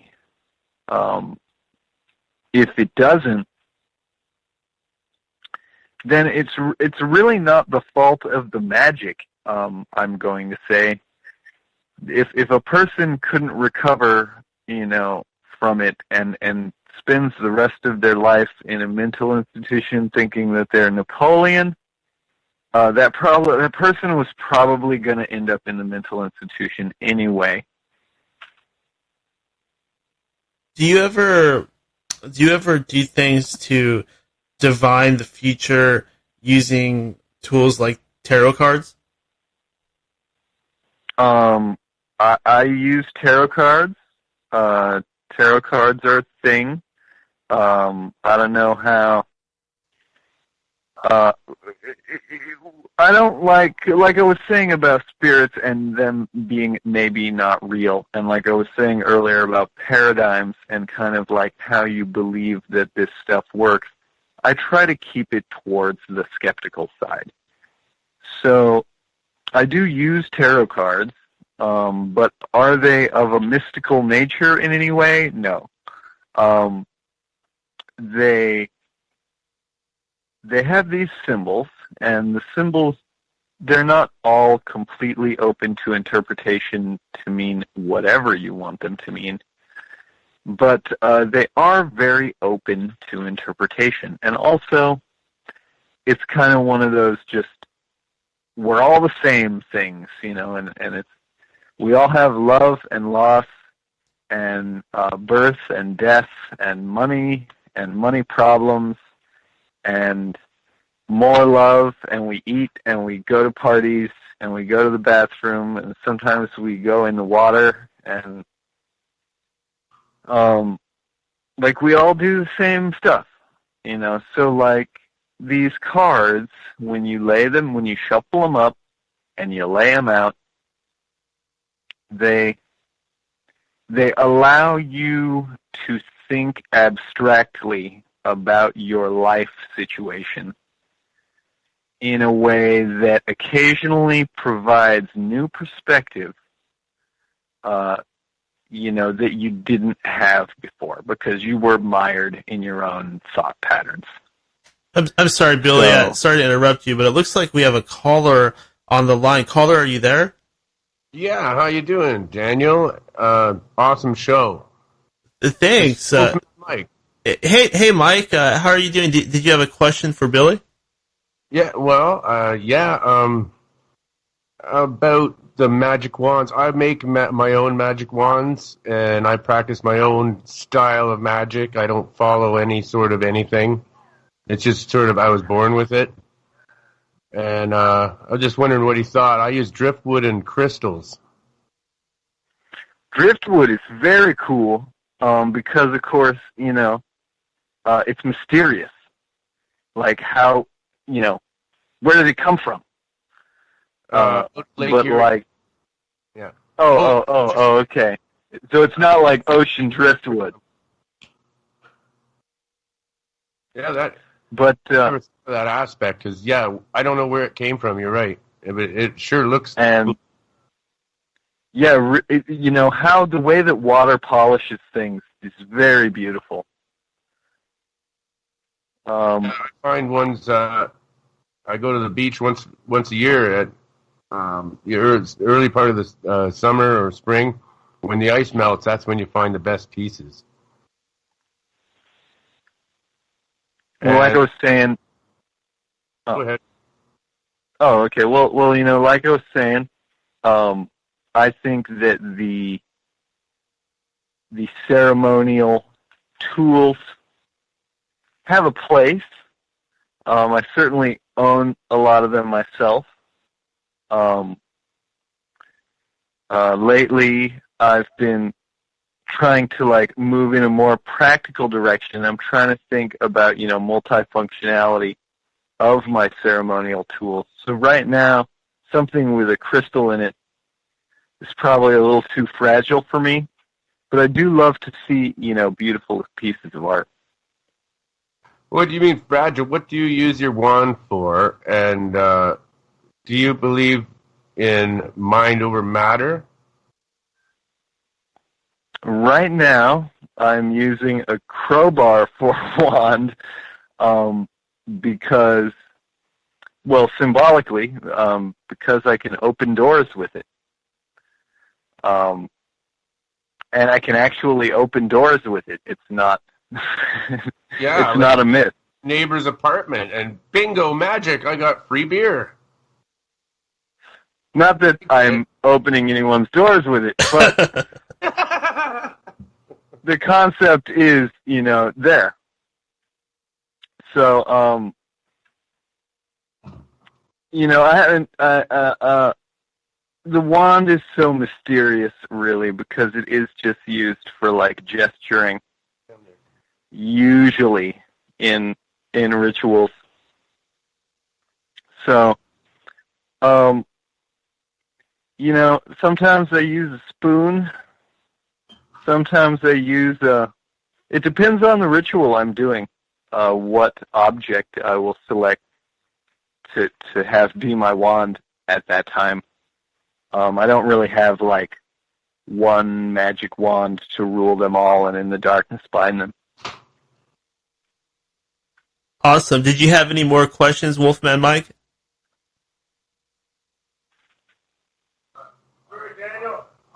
Oh, looks like you're breaking up. So, did he answer the one about mind over matter? Oh, mind over matter. Do you believe in that? Well, I believe that you can control your body to a great degree. I do have a vague memory of having levitated for a moment when I was a child. I'm trying to figure out how I did that, because I do believe it's possible. I have seen some things that are pretty weird, but have I got it down myself? No, not at all. Daniel, do you think he was abducted? I don't think so, Wolfman. But I'm gonna let you go and get back to the interview. Thanks for calling in. All right, thanks for letting me have some questions, bud. Take care. No problem. We'll talk to you later off the air, okay? Yeah, absolutely. Okay. But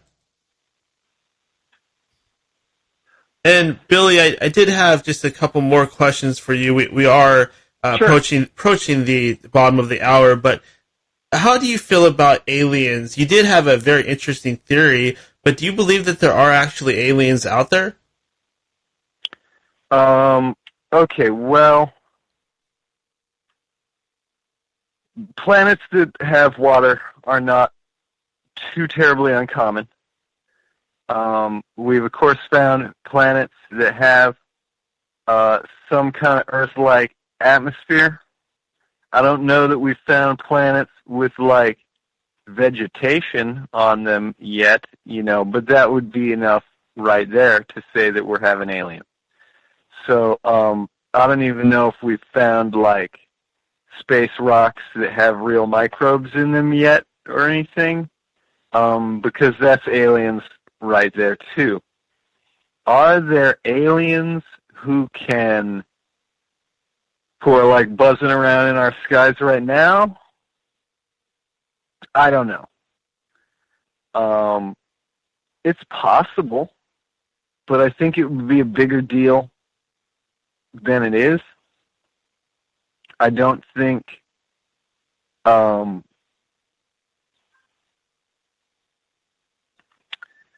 I don't think that the government telling us that they don't exist or whatever would stop us from knowing about them existing if they really existed. And if they really existed, we would have better evidence than a couple blurry videos, and some crazy people's stories, sometimes which are too big. Like, there's this one guy who's supposedly like a very credible guy who allegedly saw some aliens or like worked with some aliens on some government thing. And his story is just a little bit too wild. I don't believe that man went through the kind of action hero story that he describes if you look at him. But then, like, whatever, then the government, like, killed him, like, a little while later for talking about his story or something. So who knows? Aliens could be a thing. I don't think the aliens, like, taught us how to build or anything. I don't really believe in the ancient aliens thing. If aliens came here, it was either so long ago that, like, humans weren't even really a thing yet, or they're not here yet because only just like us. They've probably only made it as far as us, and those distances in outer space, they are very far, very, very far. Even if you were traveling at the speed of light, even if you were traveling faster than the speed of light, it would still take such a long time to get anywhere that it seems like it's not worth the gas money to come visit. Okay, awesome. Billy, I just wanted to go ahead, since we are at the end of the interview, I want to go ahead and just completely open up the floor and give you an opportunity if you'd like to say anything, if you'd like to get up on the soapbox one more time, if you'd like to say anything to all the people out there. Feel free to use this opportunity, and also feel free to follow it up with any plugs that you might have, website, seminars, anything that you have going on. Well, that's just it. I mean, I guess I don't really have an agenda. My primary religion or whatever that I preach is not unlike Aleister Crowley's. I believe that you should do what you will. Try to be a good person, whatever that means to you. Try to be the best person that you can be. Have a hobby. Do something that cultivates your soul, even if it doesn't have to be a religion. It can be art. It can be poetry. It can be music. It can be martial arts. It can be whatever you want, but I think, that it's good to have an interest. It's good to have something that you're excited about.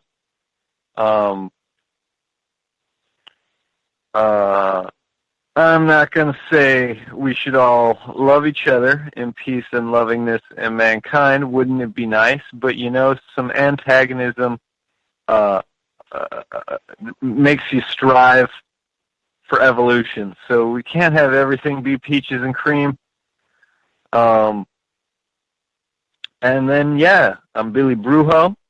Billy Brujo's Black Magic Cooking Show. I have at least one episode every week where I teach you something witchy and either about some traditional symbolism. I'm kind of doing a set on the tarot right now, and but usually I have something art project related, and a lot of times I've got some occult humor in there, which there's not much of, and the occult students like it. So come on down to my show, learn some things.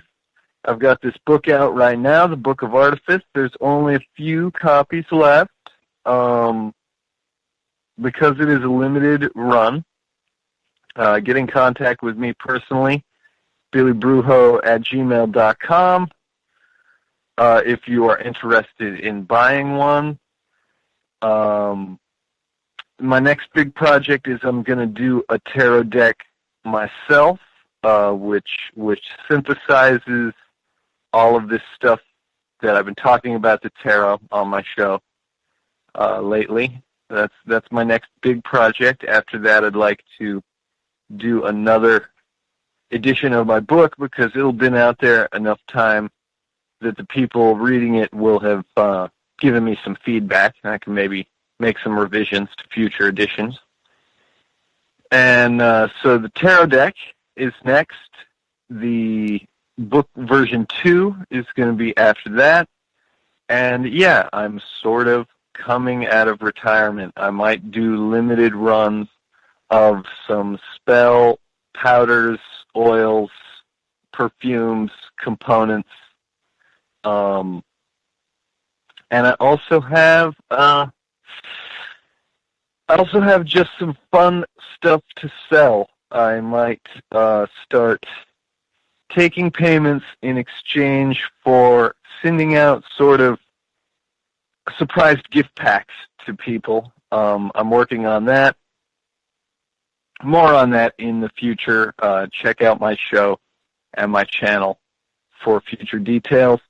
I'm pretty much everywhere on the internet as Billy Brujo, Twitter, Tumblr, Reddit, Facebook, email, everything. So I'm not so hard to find. I'll have the cross eye as my logo, or I kind of have this one picture of my face that's a pretty old picture that I always use as sort of it's like the Che Guevara picture. It's limited colors, would be easy to silk screen on a shirt. That's kind of my logo too.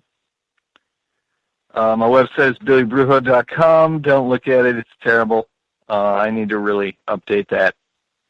But I don't really know what to do. I'm not such a web designer. And that's about it, I guess. All right. Yeah. Well, Billy, first of all, I just want to thank you for joining me here and giving me so much of your time. And I'd absolutely love to do this again in the future.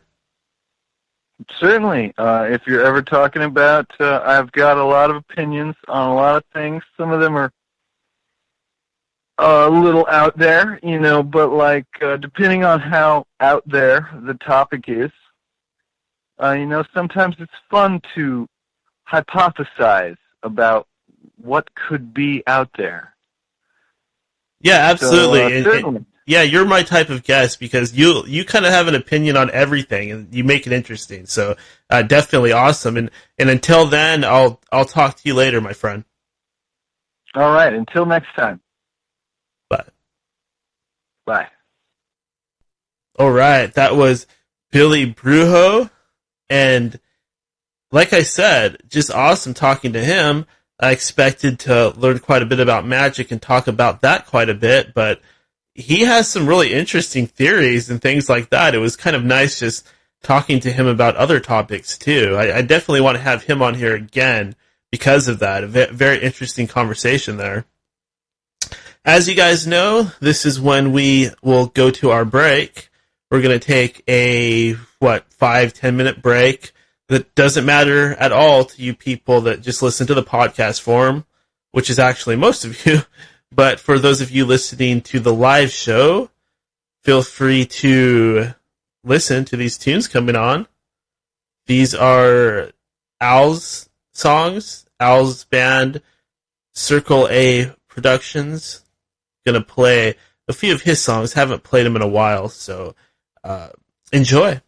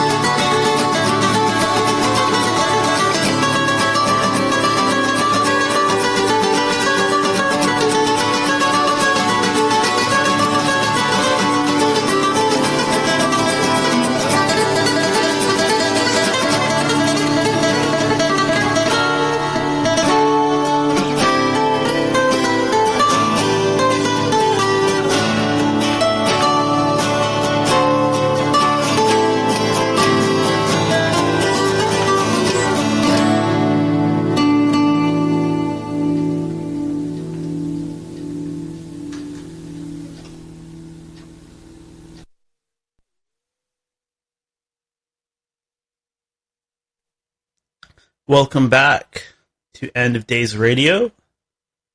I am your host. This is Daniel.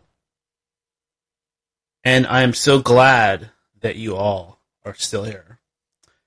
As you know, next is for a while I've been calling it the news and listener roundtable. I think I'm just going to call it the wrap-up portion of the show, because we tend to do a lot of different things during this segment. We don't really stick to doing this or that. I'll mix it up quite a bit, but just keep in mind that the way that this show works now is you can call in really most of the time.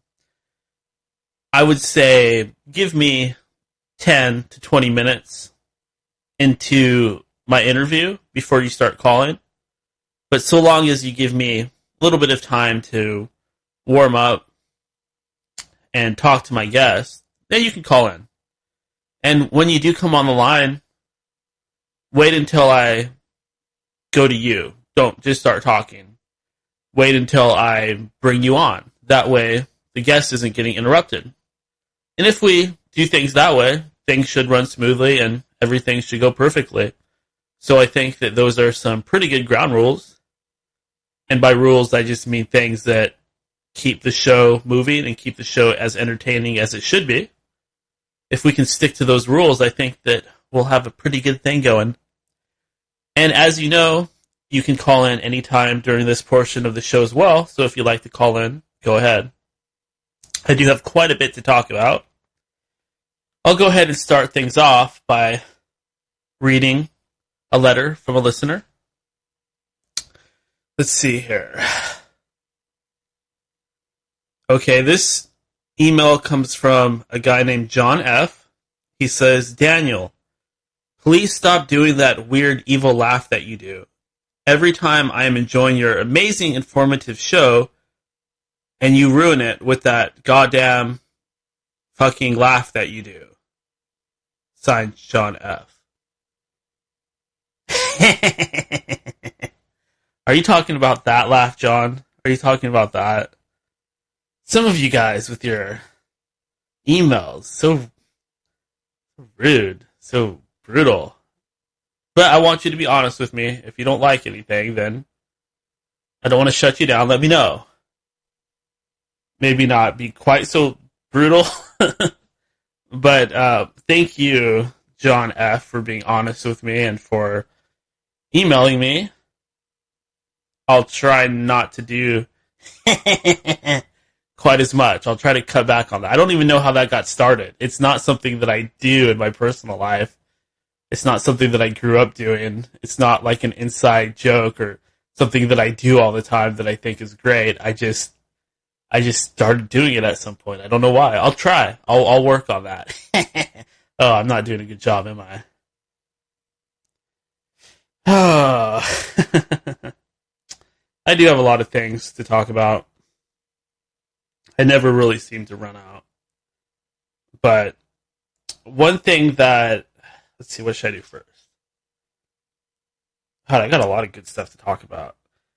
So, I'm not sure if you guys have heard about this or not. There's something in the news that you may or may not have heard of, and you may or may not even care. As many of you know, I do watch a reality show called The Bachelor. You can make fun of me all day. I don't care. It's something that I started watching. I got addicted to. I find it to be entertaining. And I've kind of kept up with it. I tend to watch it when it's on. You know, it's something to do. And it's just kind of stupid. It's stupid. It's kind of trashy and sleazy, but it's fun. You can watch these people trying to get famous and watch them try to force romance in the most awkward situation. I find that entertaining. It's something I do to unwind. I'll fix myself a nice dinner, drink some wine, and watch The Bachelor. It's kind of embarrassing, but it's true.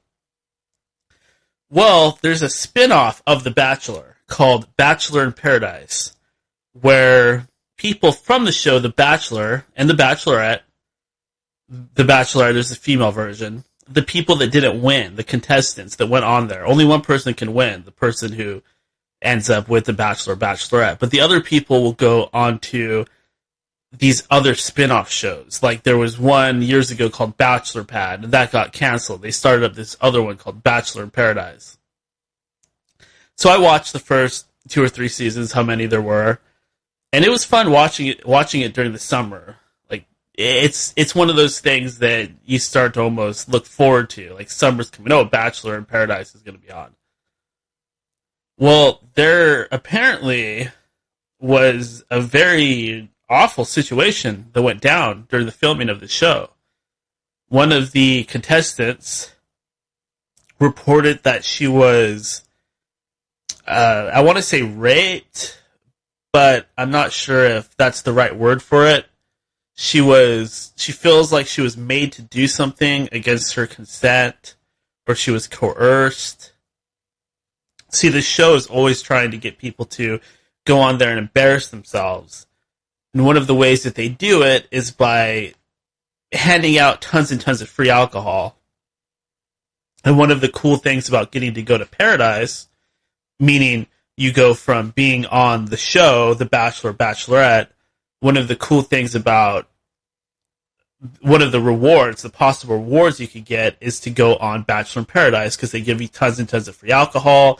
They pay you, they give you free food, you get all that a person would want. You hook up, so you get the free alcohol, the money, and then when you go on that show, if you hook up with somebody, all of a sudden everybody becomes interested in you, and you can make like millions of dollars with endorsements and ads and things like that. So there's a lot of incentive to do that. And a lot of people go on there just because they're trying to promote stuff and stuff like that, get famous, obviously. A lot of them are actors, models, things like that. It feels very fake sometimes. It feels very fake. It feels trashy, but it's cheap entertainment. Well, apparently the producers of this show went a little bit too far, where they actually, somehow one of the contestants, Corinne, who many of you might know that give a crap about that show, she ended up in a pool with a large black guy named DeMario. And apparently Corinne was fading in and out of consciousness. She was falling into the water, and DeMario was doing all kinds of things to her. I don't think he actually had penetrative sex with her, but he was sticking his fingers in her and doing oral on her and things like that. I apologize if this is too graphic for some of you. Try to remember what program you're listening to. but I apologize in any case, because it's, this isn't a laughing matter or a joke. I do find it interesting, however. So one of the producers of the show files a complaint against the show, and at some point later, Corinne files a complaint and says that she feels violated in some way, or things were done to her without her consent, and the whole show just completely gets shut down. It completely gets shut down. And it's gone now. They're not even going to bring it back. And a lot of people are very angry about that, and there's this huge controversy. Like, I was just at the store. I go to the store before I do the show, and I saw in the tabloids, it was talking about Bachelor in Paradise is canceled. So it's actually, the news story is growing beyond that little universe, people that are into that sort of thing. It's hitting the mainstream news. That's why I'm talking about it, because a lot of people are talking about it. And there's a lot of things about the situation that make people uncomfortable. Like, there's the racial thing and the idea that where exactly is that line drawn? And what kind of papers can you make somebody sign that would allow you to get away with giving somebody tons of alcohol to the point where they're passing out and putting a camera on them? By putting that camera on them, are you kind of isolating them and controlling that situation? There's a lot that could be said about that. It's all very disturbing, but it does bring up a lot of questions about what constitutes rape, right? Because if somebody is in a situation like that, how do you prove how consensual that they are if they're that high on drugs or they're that drunk? I think as a general rule, you're probably better off if if you say you're a guy and you're with a girl and you go on a date and she's really drunk and she's obviously really drunk, you're probably better off not going for it, or if she's on something else, or if there's any way that it could be shown that this person did not consent. And sometimes people will even lie too. Women will lie and say a guy raped them, and stuff like that does happen. But I just really, there's some things about the situation that really bothered me. For example, a lot of people are getting mad at Corinne. That's the girl that was victimized or supposedly victimized in the situation, and they're saying that, she was a slut, or she was bringing it on herself, and saying all kinds of things like that. But that, to me, is disturbing, to think that somebody would want to feel violated, or that somebody would in any way be in the wrong for a wrong that was done to them. That's just not right. And you see a lot of people that seem to have that attitude. I just really wonder where it comes from. It seems like a very frat boyish attitude. Like, it's okay to get these females drunk because they'll be more willing to do stuff with us, and that's really pathetic when you think about it. That's basically, you're trying to get your rocks off at any cost, and you're not taking into account the ethics or the consequences of what you're doing, which is something that I'm sure is a problem with a lot of young men out there. It's something that is considered if you do that to women, when you're that age, when your friends are a bunch of immature punks or frat boy jocks or something like that, you interpret that as your status going up if you can achieve those sorts of actions against females. And that's how is it that culture even exists, and how is it that nobody does anything about that? Why is it that those perceptions aren't changed at all? Like, with some of this derogatory verbiage towards women and rap music and things like that, it seems like you have a lot of these so-called feminists out there that are complaining about a lot of things, but it seems to me that they should be complaining about certain other things rather than Donald Trump all the time. It seems that there's some major issues with the way some of these young men act and some of the things that they think is okay. And what's worse, what makes it even worse, is it seems to me like women are actually starting to act that way too. Like, women are starting to get that selfish attitude of sleeping with people and then getting their rocks off, and that's it. There's no relationships or anything like that. That's pretty disturbing. I don't know what it has to do with the Illuminati and them trying to destroy the family structure or anything like that. Those are interesting theories. A lot of them make sense, and I know that there's some truth there, but I have to say the world has changed quite a bit. It's changed quite a bit since I was a young man. I'm 34 years old, and I remember when I was a kid back in the early, mid-90s, late 90s, things were more innocent. They were still kind of innocent. Maybe I just watched too much Full House, but it felt a lot more innocent to me. But anyways, that's my take on that whole situation. And I apologize to those of you that hate the show The Bachelor and hate the fact that I'm talking about it. And for those of you that hate that laugh that I do. Anyways, let's move on. Nobody wants to talk about rape all night. That's disturbing and negative. Especially if you're being raped by a clown. I know, that wasn't funny. I'm sorry. Anyways, so I have a news story here. And it says that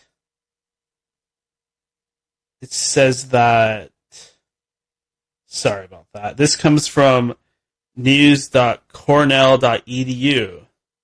And apparently this team of kids from Cornell College, they created some kind of rocket.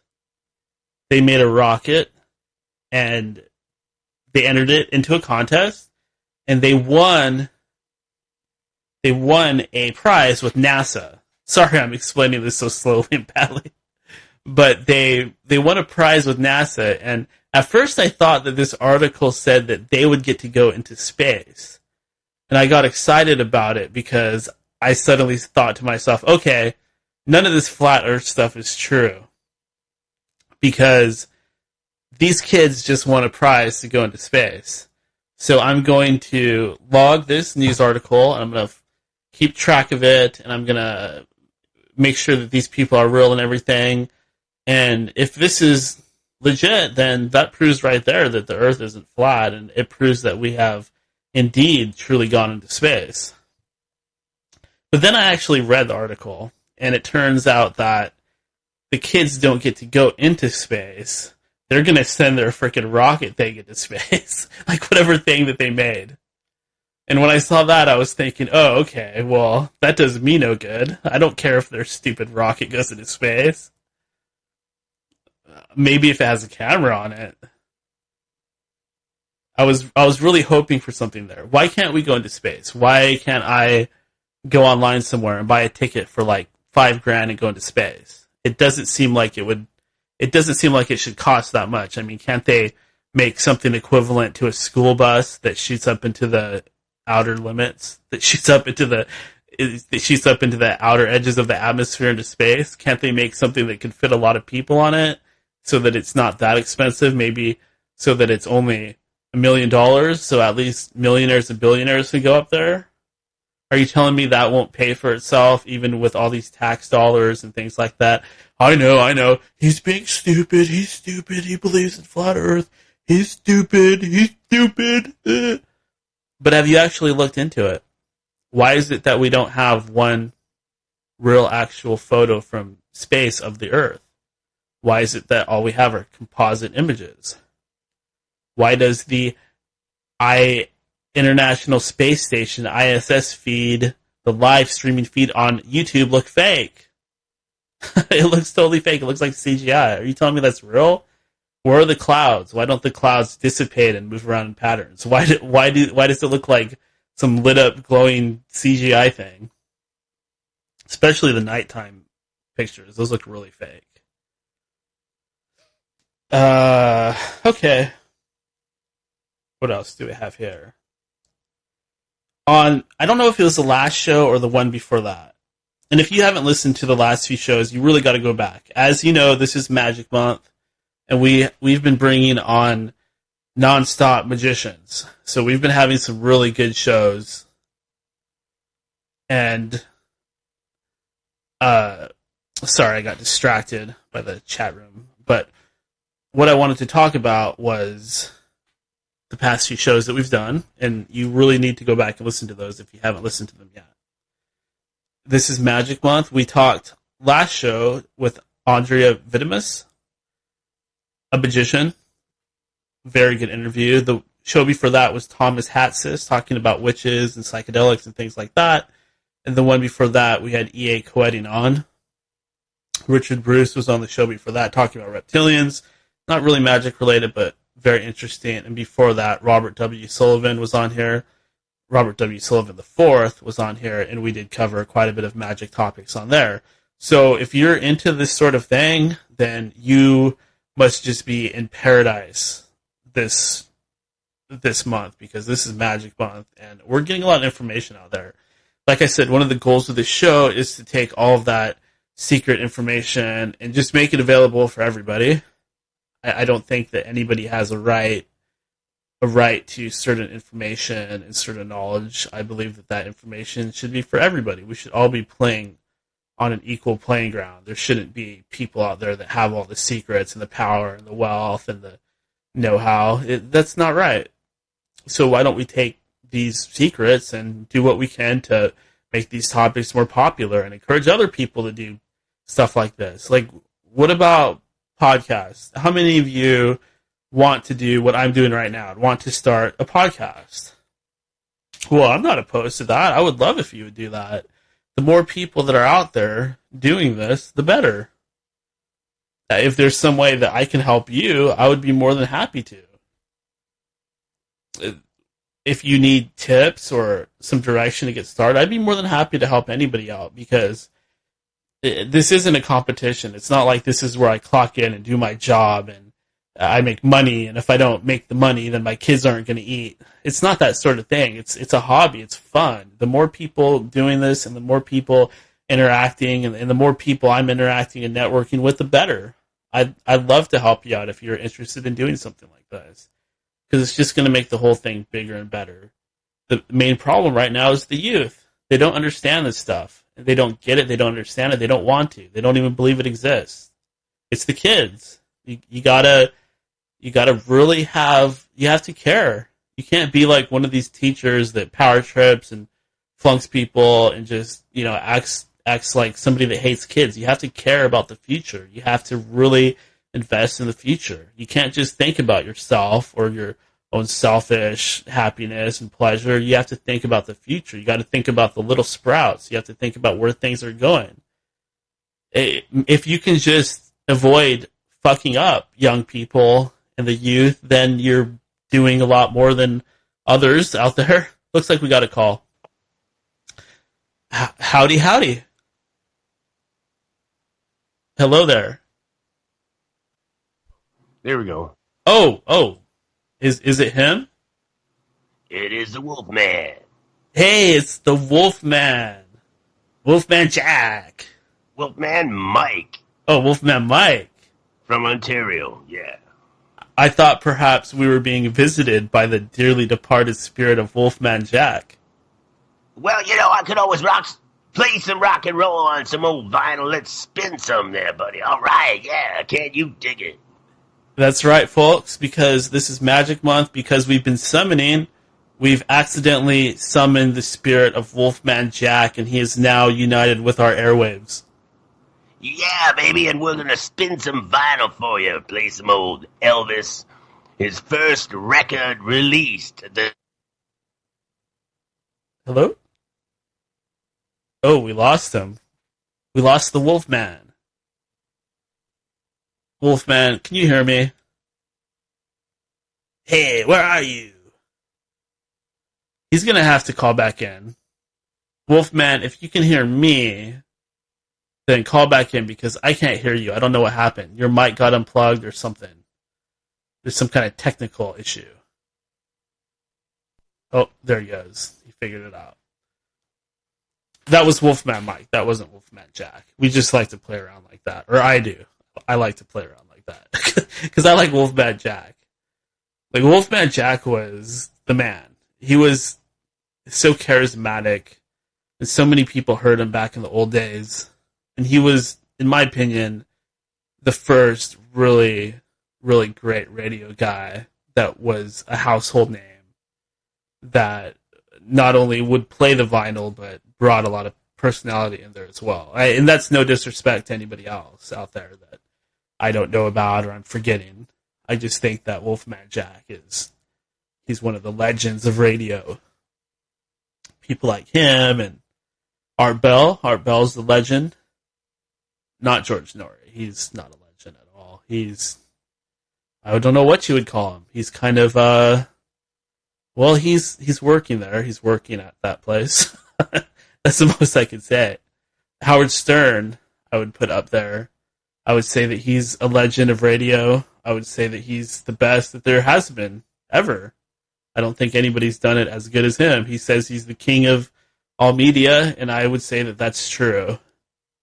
But I do wish that he would do other forms of media besides just the radio. He talked a lot about doing another movie. That would be pretty cool. I don't know what happened to Wolfman. Hopefully he'll call back. But until then, there's plenty more that we can talk about. For example, one thing that caught my eye the other day, you guys might remember a few episodes ago, I was talking about my favorite superhero because a listener sent me a fan letter, to my email. That's daniel@endofdaysradio@gmail.com, or you can go to endofdaysradio.com and use the contact page. Now, this person asked me who my favorite superhero was. And I said it was the Silver Surfer, and I said that the Silver Surfer used to be so cool. He was just badass. He had so many different powers that he could use, and he would practically never lose to the bad guys. He was just so powerful. But I also mentioned that there is a newer version of the Silver Surfer comic that is a little bit more on the childish side, or I don't even know if I would call it childish, but it's not the badass Silver Surfer who's shooting energy blasts from his hands and incinerating people and doing things like that you got back in the 90s. And I'm sorry if you're not into comic books. I'm sorry if I'm boring you to death. But come on, you got to know who the Silver Surfer is, right? If you don't know who the Silver Surfer is, jump on Google right now. Look up the Silver Surfer. But anyways, so I was complaining about the new Silver Surfer comic and how it's nothing like the old one. It just doesn't have that same magic that the old one did. It doesn't really have that Norn Rad Silver Surfer badass feel to it. And it's no disrespect to the people making that comic or writing it. I believe that it won some kind of award. It's very different. It is kind of neat in its own right. But I don't care for the stories, and I don't care for the art. The stories are a little too goody two-shoes. They're not epic enough. They don't show how powerful the Surfer is. He's never fighting anybody. And in the art is very... I don't even know how you describe that. It looks... Well, we'll talk about this again later. It looks like we got another call. Hello. Hey. Hey, there you are. Yeah, the call dropped. I'll tell you what happened. It's called Living in Canada. It's called an IP address conflict because of a power outage yesterday, and I forgot to reboot that computer. It's simple. Oh, okay. Well, we've got you here now. Yeah, it won't do it again. Yeah, how you doing? I'm good, man. What do you want to talk about? Flat Earth or magic? Well, I was gonna say magic, but then you said flat Earth, and now I'm thinking flat Earth. 'Cause I got a few things to tell you. I'm thinking if it was a flat Earth, logically, you should be able to go to a high elevation spot, maybe the top of a mountain or something, and you should basically be able to, with a high-tech viewing device, see all the way around. You should be able to see way over to mountains, like way over on maybe in a different continent. There should be a lot more detailed things that you can see, but you can't. So I don't support flat Earth. I think that pretty much blows it away.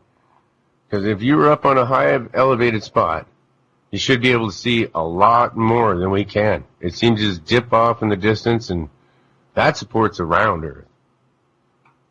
Okay, I see what you're saying. I do think that is a good point, but this is where I get confused because I've seen all these videos on YouTube that show these experiments that they've done, and they show a boat going over the horizon, or not over it, but going beyond the range of sight, and you see it kind of disappear, and it looks like it's ducking, and then the person pulled out a telescope, and they were actually able to see the boat again.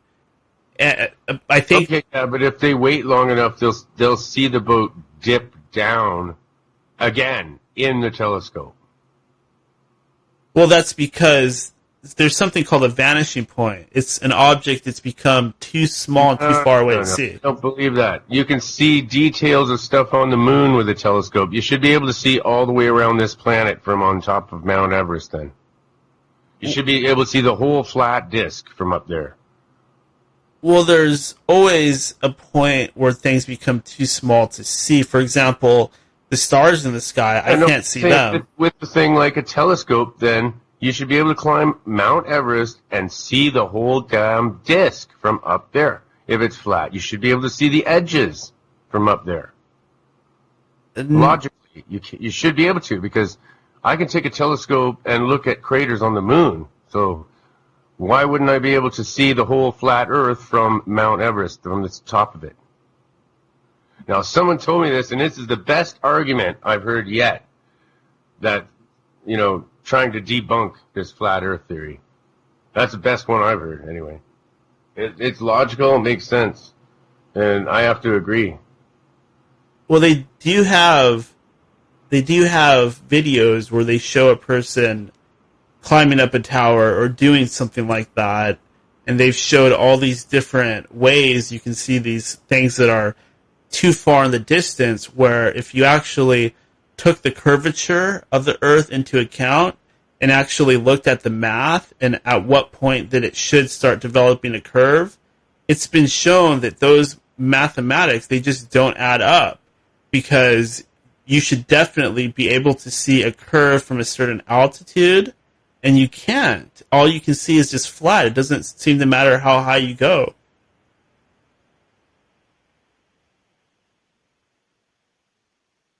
Yeah, it's weird. Are you still there? Oh, I lost him. I thought that I just stumped him, but I lost him. I was like, oh, now he's thinking, and he very well might be, but I cannot hear. I cannot hear the Wolfman. There he is. There he is. There he is. Sorry about that. You were muted? Enough, Daniel? Yeah, I can hear you. You were muted that whole time?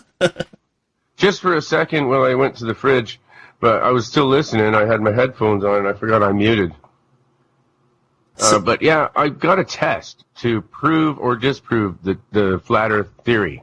I've come up with a test that I want to do. And I know that there's 9 inches drop for every mile. And I figure a body of water would be the best thing to test, because it's sitting right flat with gravity, if that sort of thing exists. But you got to do the test on water. That's what I think, because it sits flat, right? Yeah. You can't do it on land. You can't check it on land, but you can check it on water. So, I'll find a lake or something, a small one that's a mile wide. I gotta find one that's exactly a mile wide. Shine a laser across it, or 2 of them, parallel beams, 9 inches or something. And put a target at the other side where the laser hits, and it should skim right across the surface of the water all the way across on a still day. And hopefully. And if the laser doesn't go through all the rings, then we know that the Earth is flat, or we know that it's not flat. Basically, the laser would, in order to go, you would have to shine it 9 inches above in order to get the hit. Right now, the person on the other side of the lake will say, okay, it's hitting this much above. So then we move it down, and if it disappears, that means it's going through the water. That means there's a curvature. Yeah, I think that actually would work. One of the whole issues with this flat Earth thing is that people can't really explain why the water is sticking to the planet. You would think that water wouldn't just stick to a round ball. You would think that it would just float into space. Yeah, it's ridiculousness. Think about it. If you take a ball and a beach ball and squirt on it with some water and wonder why it's not sticking, that's because it's not in an anti-gravity field where it is the source of gravity. Because right now the Earth is bigger than everything else around us, so it is the source of gravity, right? And it overwhelms any small objects like that. But if you take that, like a bowling ball, out into space where there's no gravity around it, and then throw some water at it, it will stick to the bowling ball. The problem with that, though, is that if you took all the water off of the planet, it would look like an apple with bites bitten into the sides of it. Why is it that the water sticks to it in a perfect sphere? It doesn't really make sense. Because it's spherical, and it's all pulling in just like a black hole does. And actually, I believe the Earth is sentient. This is going way woo-woo for everyone. I believe it has a consciousness, and inside the center of the Earth is a singularity. You mean like a black hole? Yeah, a small one. a small black hole inside every planet. I believe that. Well, we've never actually seen the core of the planet, right? I don't think it's magma or metal or whatever. I think it's maybe there is that stuff around it, but I think the very center of the core of the Earth is a black hole, or like a miniature dwarf sun.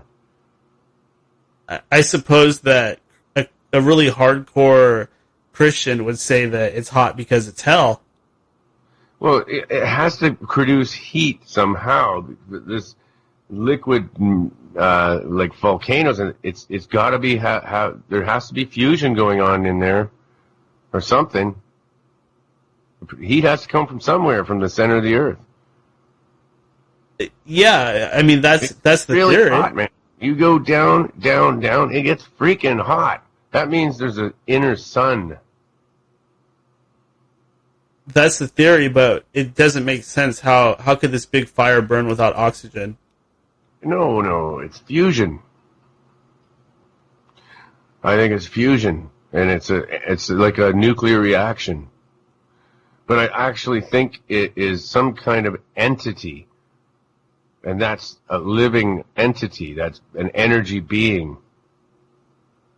Well, why is it that... Okay, supposedly the Earth is spinning and the moon is spinning around it, and we're both, the moon and the Earth, are spinning around the sun with all these other planets, and the whole thing, including the Earth and the sun, is hurtling through space at thousands of miles per hour. Why is it that we don't feel any of that?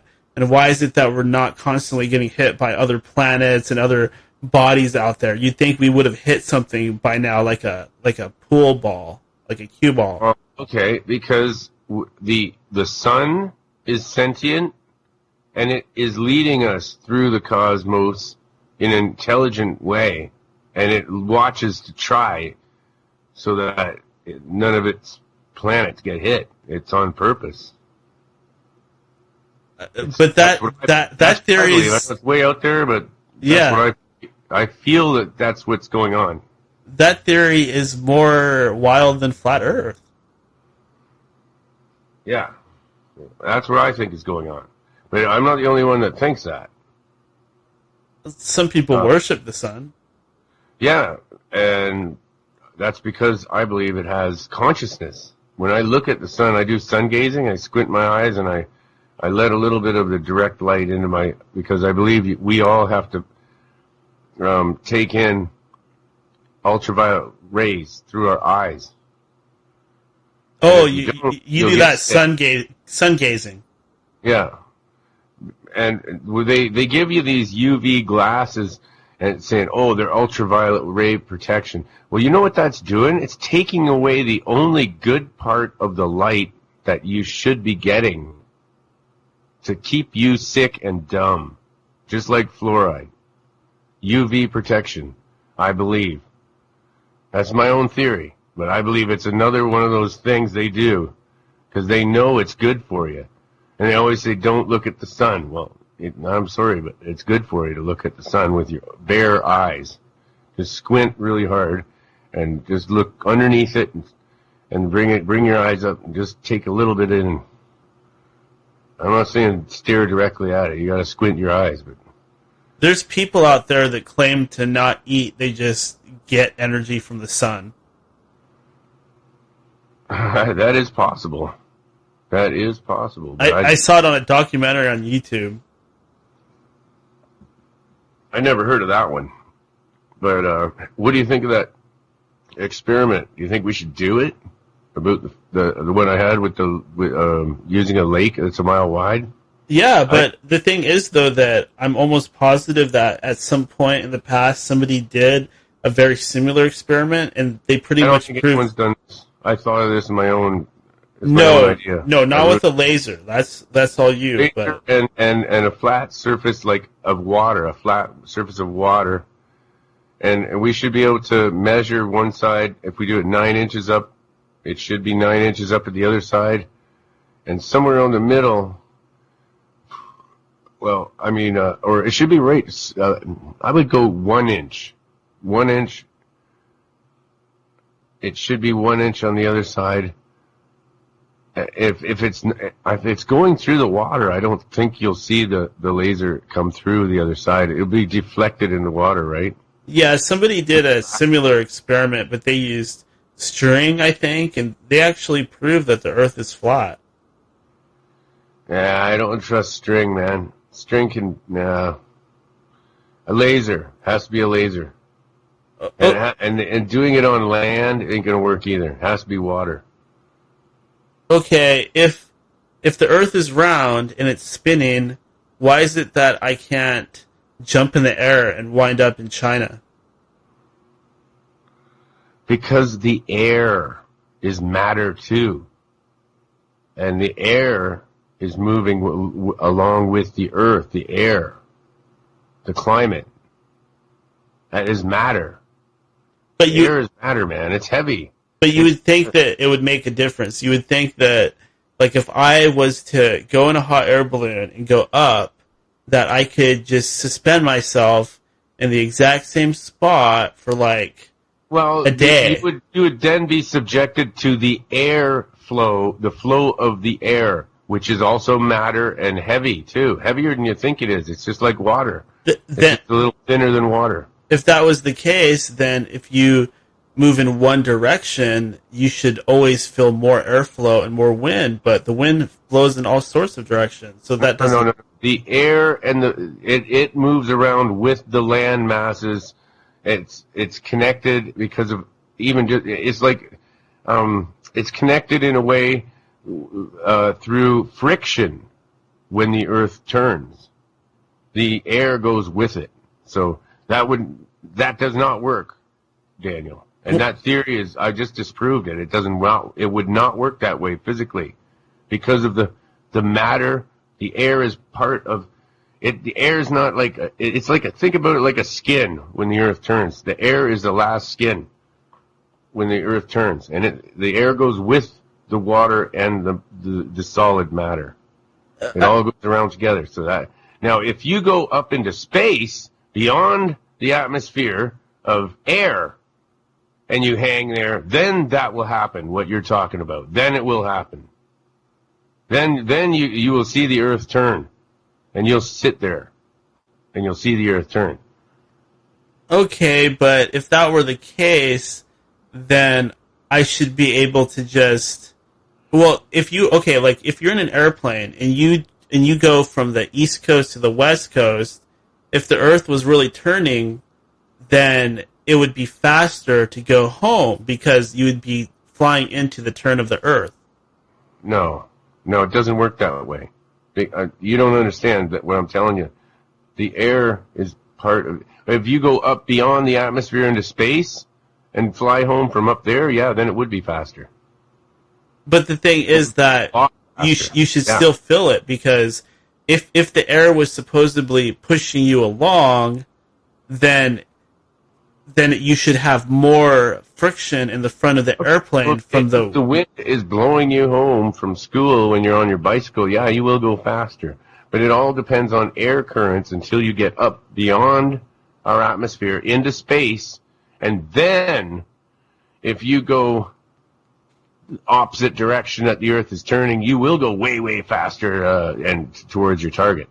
But an air current isn't going to cause me to take an extra hour in a plane flight. In a plane flight, it would take off a couple minutes at the most. To think that air would actually make that big of a difference, it doesn't really make a sense because airplanes are aerodynamic. Okay, I'm not following you now. Okay, an airplane is designed to slice into the air, to slice into the wind. But if there's wind blowing against it, there still is a little bit more drag if you're flying into the wind. So you're saying the pressure from the wind is stronger if you are flying into the Earth's turn. No, it doesn't affect... The Earth's turn does not affect airplanes in the least amount because of the pressure of the atmosphere. All the molecules in the atmosphere squishing down on everything. It's like a compression. So it stays where it is when the Earth's turning. There is no... But then you would still go faster going in the other... you would still go faster going in the other direction because you wouldn't have that. Not unless you're in space. Not unless you're in space. But it should still be doing that because... So, you can't... You're talking about... If you jump up in the air or whatever, and you stay still, you're talking about that like an orbit. But you're not in orbit because you're still connected to the atmosphere, which is turning with the Earth. And that airplane is turning with the Earth around, and it is not affected by the Earth's turning in the least amount because of the pressure of the atmosphere squishing it all down on it. You know how much pressure there is, like in the atmosphere, that squishes down on us just from the weight of the air molecules? That's what keeps you in place while the Earth turns. Doesn't matter if you jump up or down. It's the air pressure squishing down that keeps you in place. Okay, so, I could buy that, but to think that I'm being pushed by molecules, once again, I would still go faster if I was flying in one direction versus the other.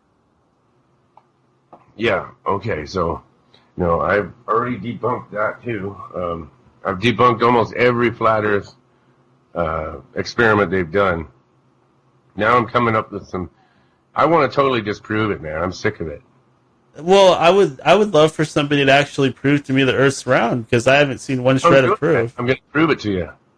I'm coming up with a way to do it. I have an experiment that I'm going to do, and I need some witnesses, and I might even get someone from the university to help me with this, a student or something. Another problem with that is that you would think that people in Australia, they would be upside down. Why can't we get a picture of them upside down from a satellite? Okay, well, time zones. There's another one. Like, they say it's dark over there. If it's a flat Earth, it should always be, the sun should always be on us. Although we should always see the sun and the moon. Well, you know that yin-yang symbol? You've seen that before, right? A yin-yang? Yeah. That's actually the true flat Earth route of the moon and the sun. They sort of just spin around each other above the flat Earth. Then you should be always able to see them. That doesn't make sense to me. Well, not if it's able to see both of them, and not if it's over. It's not if it's beyond the vanishing point.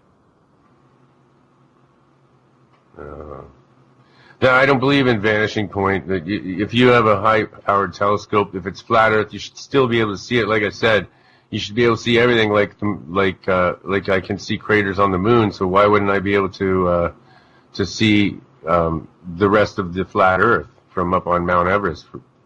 So Mike. Makes sense. So Mike, you're telling me that moon landing was real?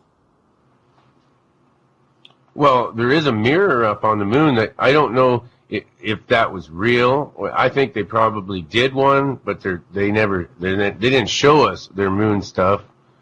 What they showed us was fake. But I do believe they did something up there, and you can see tracks with a telescope. There is tracks up there. There's something up there that's moved around. You can see one spot. There is a mirror set up. If you can actually shine a laser on it and get it to shine back at you. Even a small hand laser, you can do that with. Really? Are you sure about that?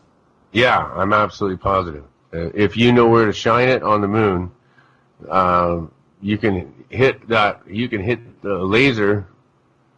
I mean, you'd probably have to set it up on a stand that you can crank. You know what I mean? And there is a spot where they set up a mirror so that you can shine a laser on it and get it to shine back at you. Okay, here's another thing that's I'll look hard more to into explain. that, but I know they have done this, and that proves that someone's been up there. Another problem is that all of the footage that I've seen of NASA, of astronauts in space, it all looks extremely fake. You would think that they would have to have some really strong armor on to resist the vacuum of space, otherwise it would crush their flimsy little suits like tin cans. Well, they didn't really talk about it much either. Like the astronauts, when interviewed, they didn't seem too excited to talk about being up there. They kind of had a weird atmosphere about them. Like, I think they were lying. Yeah. And some people would say, oh, that's because there's aliens or UFOs up there, which very well might be true, but maybe it's because they never really went up there. Yeah, I don't think they did. Somebody else did. If they really went up there, they would have been all excited and saying, hey, all right, this and this, wow, it was incredible, and you know what I mean? Yeah, you would look in their eyes and see that their mind is like blown. Like, they'd be excited, yeah.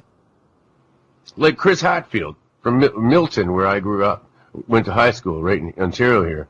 He was on the what do you call it? Space station. Uh-huh. What do they call that? The ISS. ISS, yeah. And when he came back to Milton, you could see in his eyes he was there. He was going, man, it was so cool. You know what I mean? He was there. That was real. But when the other, like, yeah, I believe that's real. But I don't think that that's just a little thing they do for the public to actually distract you from what they're actually doing. It's doing. They've when they started doing these remote viewing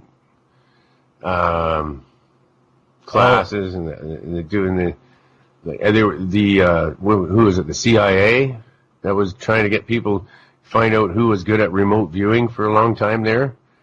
Yeah, there was a fellow named Ingo Swann. Yeah. And he actually remote viewed the moon, and according to him, there's alien activity going on up there, some kind of mining operation. This was a ploy to get people and recruit them and find out who can remote view, because that's how you steer one of these flying saucers. That's how you drive it. That's how you navigate. You have to be able to remote view in order, and that's the way it works. It works telepathically. When they reverse engineered it, they realized that, and they did talk with extraterrestrials, and what I've been told was through a secret source is that's how they drive them. They need to be able to remote view. So that's what they were trying to find, people that can remote view back then, for pilots, for the reverse engineered flying saucers that work with mercury vortex engines that are electromagnetic, basically anti-gravity, and that also would not work unless gravity was electromagnetic, which I believe it probably is. I think I know what you're talking about. I seen one of those crafts that was based on those principles. That triangle craft I saw when I was 18, I believe that was using the what do you call it, mercury vortex, where the mercury substance spins around and it creates electromagnetic. It kind of turns it into a magnet. Like if you hold two magnets against each other and they push away from each other, it kind of repels it and keeps it afloat. Yeah, that's also like the Vimana from the ancient Sanskrit texts. They describe the same thing with Mercury, a vortex engine. That's strange, eh? Like they had them back then. All right. I do definitely believe in those crafts because I've seen one, and I'm sure that those things can go as high as they want to. I don't think they're limited to just flying in the low atmosphere. I'm sure they can go to the moon, and they probably have a base up there for all I know. There it is. Trying to send Darren the link to your show. Why doesn't he have it? He was, you know, Darren. Yeah, you just go to endofdaysradio.com. For the link. He's the one who introduced me to your show. Oh, really? Yeah. He's the one who introduced me to your show. All right, I'll share it. How is the Monster Castle Paranormal podcast doing? Well, I've been laying low a bit, but I've still been putting some out there. But since my wife's passing away 3 weeks ago, it just I have a hard time doing anything really. Yeah, sorry to hear about Yeah. that. I saw that on Twitter. That's really, I really feel for you. That's a awful thing to be going through. Well, it's good to have friends like you, man, that I can call and talk to and take my mind off it. Yeah, definitely something to be said for keeping busy. One thing I like about the paranormal and these topics is once you start in on them, you just get totally obsessed with it. It can be a great distraction or great entertainment. Yeah. So, yeah, I make my own magic wands, too. If you want to talk more about your guest, I thought it was awesome, and I learned a lot from him. Yeah, absolutely. I have always kind of thought that magic wands were a little bit goofy. I never made one, but I've looked at things like YouTube videos instructing people on how to do rituals, and they always seem to have a wand. So apparently having a wand is a very important thing, and the way that he explained what exactly the wand or the stick is, it makes perfect sense. That really opened my eyes, because basically if you are a person who's a caveman before civilization or anything like that, that stick or that wand is giving you so much power to manipulate and create and interact with the world around you. Huh. Yeah, well, I think you gotta make your own, though. You gotta feel the vibes in something. And if you find a stick and you think it's magic, well, it is. And then I find a crystal. If I feel like it's magic, I'll mount it on that stick.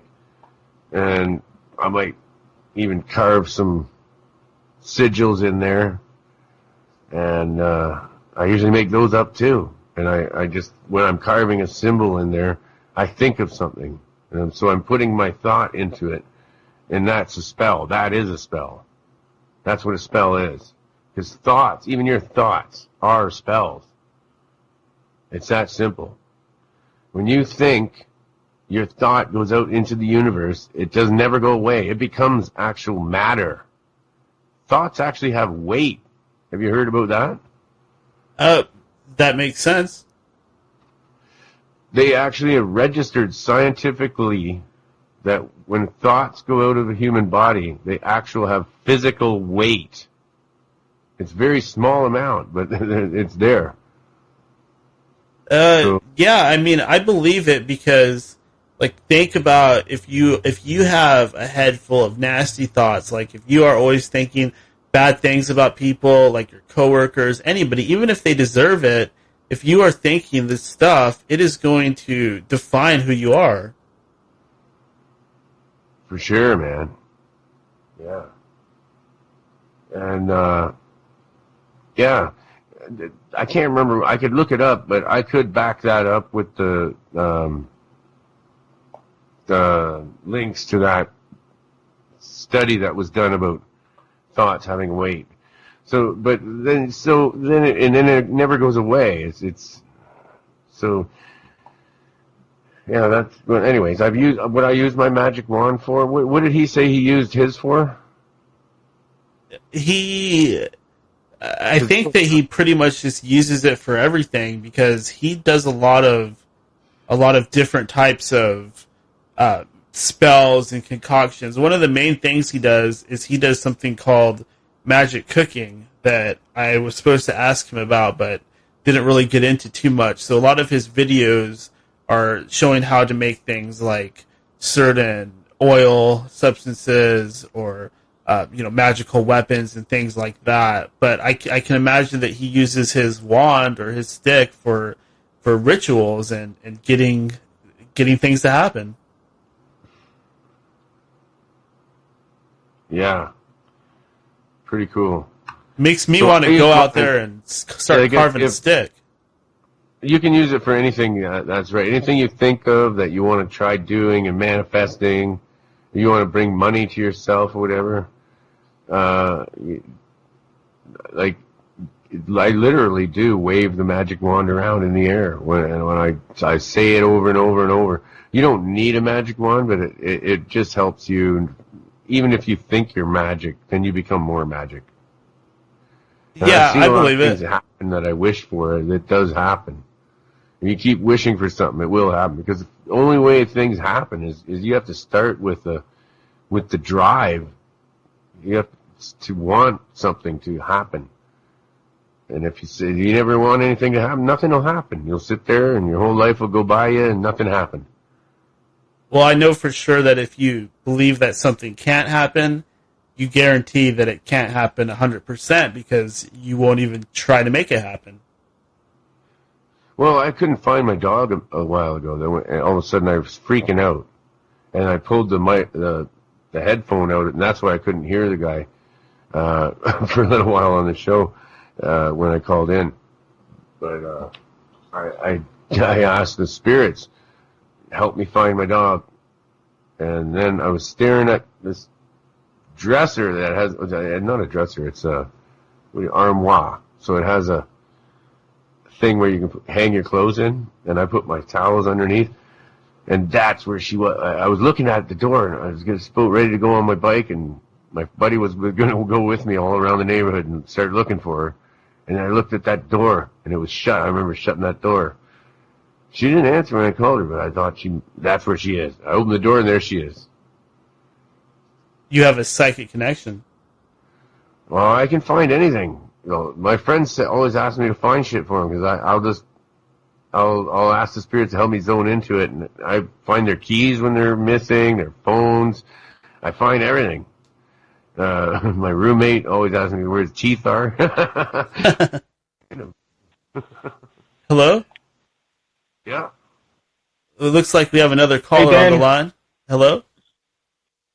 Daniel? Hi, who's this? This is Willie. Hey, Willie. I've been listening to this damn fraud you got on the other line with you that says he can prove the earth is fucking flat. He can prove that thoughts have weight. And then he goes off some metaphysical bullshit and you give him a pass on that. I put him on the freaking line. Put him on the, say, how can you prove this? How can you prove it, Wolfman? How can you fucking prove that thoughts have weight? You gonna go make me fucking Google some shit? Is that what this is all about? Wolfman, you still there? Yeah, I'm still here. Do you want to answer these allegations, or should we move on? Well, I could pull up the link that proves thoughts have weight. It was a scientific... Pull up a link, you piece of shit. That's what you got, is a fucking link. This is what you do your research on? To both you cunts. Well, we fucking YouTube? Oh, bullshit. Oh, you come off like you're scientist. Fuck you, Wolfman. A penguin. If we find him a penguin and he has we barbecue it on a rotisserie, Willie will calm down. Okay, so you know Willie. Oh yeah. Okay. Well. Okay, that's what I thought. I was hoping that you know Willie and he's not really that mad at you. No, he just doesn't agree with what I was saying. He wants proof. That's all I ask. You both come on here with your fancy pants and you get on the air and you prance around like, oh, there's Illuminati. You fold up a dollar bill, you're going to be signed up with the devil. Fuck you, Wolfman. Wolfman, I'm trying to speak here. Well, the Illuminati actually does exist. I mean, there's a Wikipedia page for the Illuminati. Wikipedia? You son of a... Can you guys get out of your fucking mother's basement? And don't believe that the dollar bill you got stuck up in your ass that the government gave you is going to control your fucking mind. Be a fucking man. That's all I've ever asked from Wolfman from day fucking one. But you little cunts, you get behind here on your stupid fucking microphones, and you can spread your word about how everything's wrong. And Wolfman can talk about how, I thought I had weight, but you can't prove that shit. You can't prove a fucking thing anyone has ever said on this shit fucking show. Somebody already did. I read the article on it, and it's been proven at a university. And I'll pull it up right now. And there's definitely You pieces of shit are fucking pseudoscientists, little bitches that cannot come up with a thought that you can't come up with. Fucking YouTube. That's where you get your fucking credibility. Well, wait a minute. Did you even come up with a cockamamie idea like I did, Willie, on my own, like that? Could you even conceive something like that? I mean, it's pretty far out. And I think we should I'm trying to disprove the flat Earth theory is what I'm trying to do with that. What you're doing is you're throwing a bunch of shit up on the wall and see if it sticks. And you'll say, maybe I'll fucking try it out later. Because I ain't got time. Because I want to sit at home, smoke my fucking weed. Both of you bitches. On a ball in the Earth's gravity, it won't work. But if you take it into space, and they've done this on the ISS, they've put water molecules in the air floating around, and they put another object like a bowling ball near it, and the water droplets are actually attracted to the bowling ball. So there you go. So both you and Daniel, you take what NASA says, and you say, they're lying to me. But then you find one bit of truth. And you latch on to one bit of fucking truth. Okay, Willie. Validate anything both you fucking say. Wait, Willie. It's theory. We don't know. I don't fucking know. What's your theory? Bullshit. You act like you fucking know everything. Okay, Willie, listen to me for a second. Balls. I don't act like I know everything. I just telling you my logical opinion of things. All right. I do have a lot of knowledge. All right, Willie, are you telling me that fake-looking moon landing with the tinfoil and cardboard spaceships and the fake-looking suits and all that, are you telling me that was real? All I'm saying, Daniel, is I'm a fucking man. I go out in this world, I fucking work.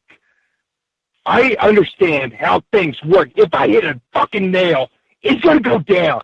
I don't need government confirmation saying, yes, it was there. But at the same time, if I miss a nail, I don't need the supervisor coming over and say, oh, well, we'll just fake it. And then we'll take it to the big boss. He'll see the nails in there, and we're going to fucking make this escapade up there. It's bullshit. You take one bit of grain of salt that the government says, and you latch onto it as validation to any claim you bitches have.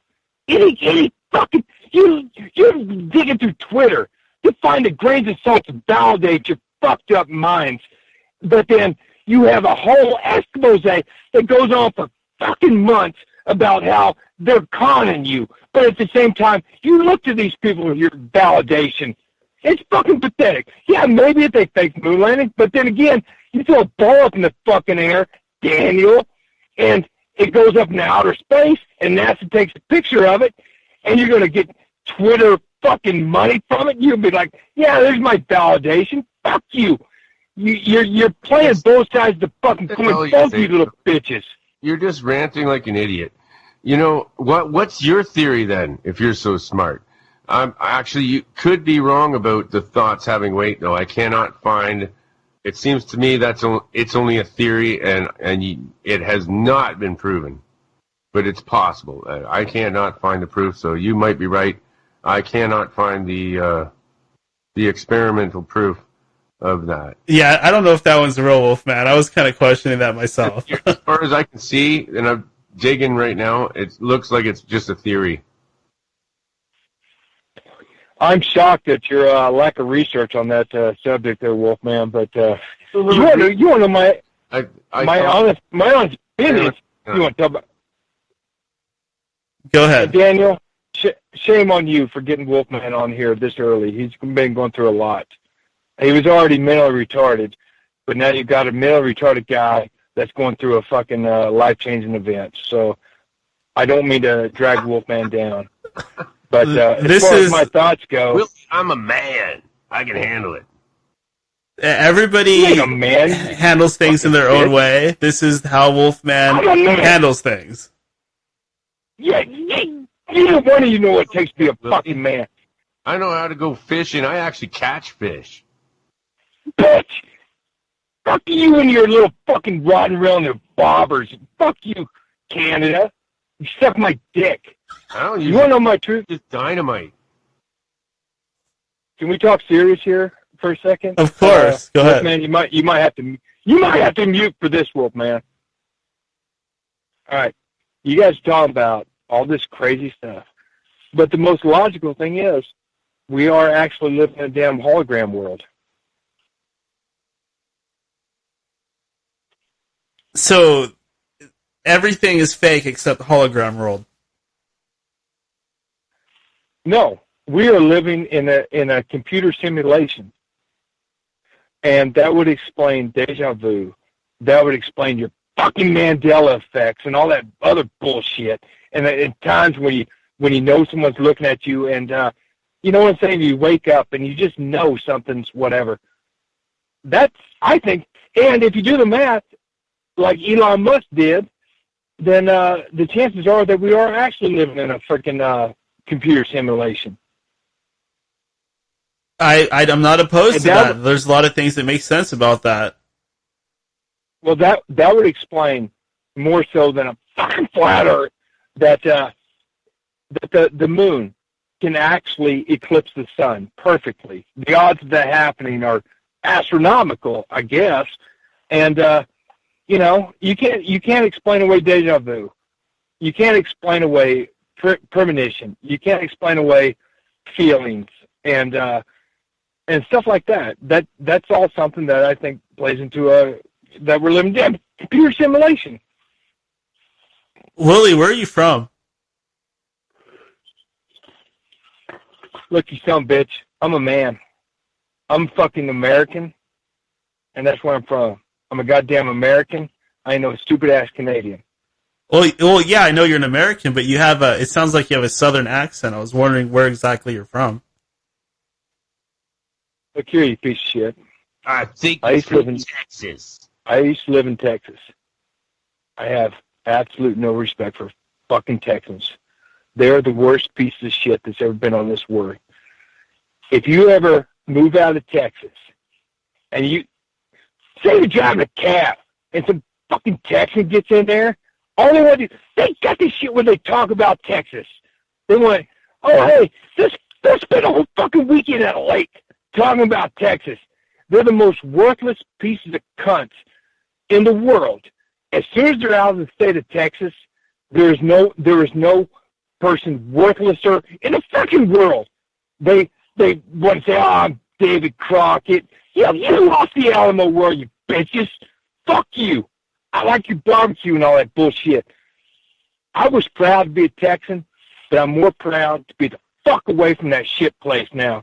Because they're a bunch of cowards, and they're the most worthless fucking people in the world. I can't. And the women, god damn, pretty. I give you that, man. They are beautiful.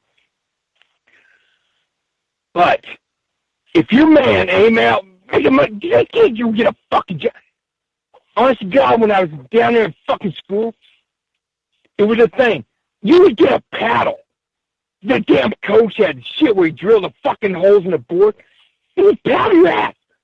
Fuck. You would get paddled. That's gay. You're not fucking smiling. That's gay. You're not smiling. You had to have a smile on your face, no matter what. You had to dress someone down. You had a fucking smile on your face. Fuck them Texans. You were talking about living in a matrix. These cocksuckers are brainwashed. Jim Jones should be the fucking governor of that shit fucking hole. All right, Willie, we're going to move on. Thanks for calling in, buddy. All right, fuck off. Darren says this is great radio. Yeah, that wasn't bad, but I think it was going a little long. Where's your chat? I can't find your chat. It's just right. It's right there on the website. You go to chat room. Okay, I don't know. I was in there, but it didn't seem like anyone else was in there. Yeah, it hasn't been very busy. I've been doing shows at all kinds of different times, and I haven't been able to stick to a schedule. So hopefully we'll get back on schedule, get some action in there again. But for now, I'm just kind of focusing on having a good podcast. Do you have a Twitter chat room too? used to have one of those, but there was a lot of trolling, a lot of negativity, and I kind of just would rather just be on Twitter and talk to whoever, and not have like a little group of certain individuals. I'd rather just talk to everybody. Everybody that listens to this show, I'd like to talk to without having any little hidden groups or anything like that anywhere. Oh yeah, yeah. The trolls, they're funny sometimes. Again, and I don't let it bother me. You got to take the good with the bad. You got to think about it like even bad advertisement is still advertisement. And it's still good. Yeah, for sure. But the thing is, I want to, like I was saying, I want to talk to everybody, not just a few certain people. So if anybody wants to talk to me on Twitter, they can. Everybody has my Skype name, NinjaShoe777. You can get a hold of me through email, Daniel, endofdaysradio@gmail.com, or you can join the forum at endofdaysradio.com or hop in the chat there. No need to create any special Facebook groups or Twitter groups or anything like that. We'll just all kind of hang out together. That's cool. So it's at Ninja Shoes on Twitter, and I'm at WolfmanMike47 on Twitter. And you can catch me on Facebook as well. That's facebook.com/The Real End of Days Radio. Feel free to go ahead and like the End of Days Radio, the Real End of Days Radio page. That helps me a lot when you go there and you like that page. Do you have a Facebook, Wolfman? Oh yeah, I got a Monster Castle Paranormal Facebook, and where's your website? Where's your website? Website is monstercastleparanormal.com, and then you can go on TuneIn Radio and look up Monster Castle Paranormal. You'll find me there. I usually have a 24/7 thing going with playing my archives. Are you on iTunes? No, I haven't done iTunes yet. But yeah, you got to get in on that, buddy, because I looked for your show one time. I couldn't find it. Yeah, we got to talk privately after the show. I need your help with something. Yeah, of course. Just message me. But I'll let you go for now. I'm gonna finish up the show. So I'll talk to you later, Wolfman. All right, thanks a lot for having me on, man. Yeah, check out Monster Castle Paranormal, everybody. What times are you on again?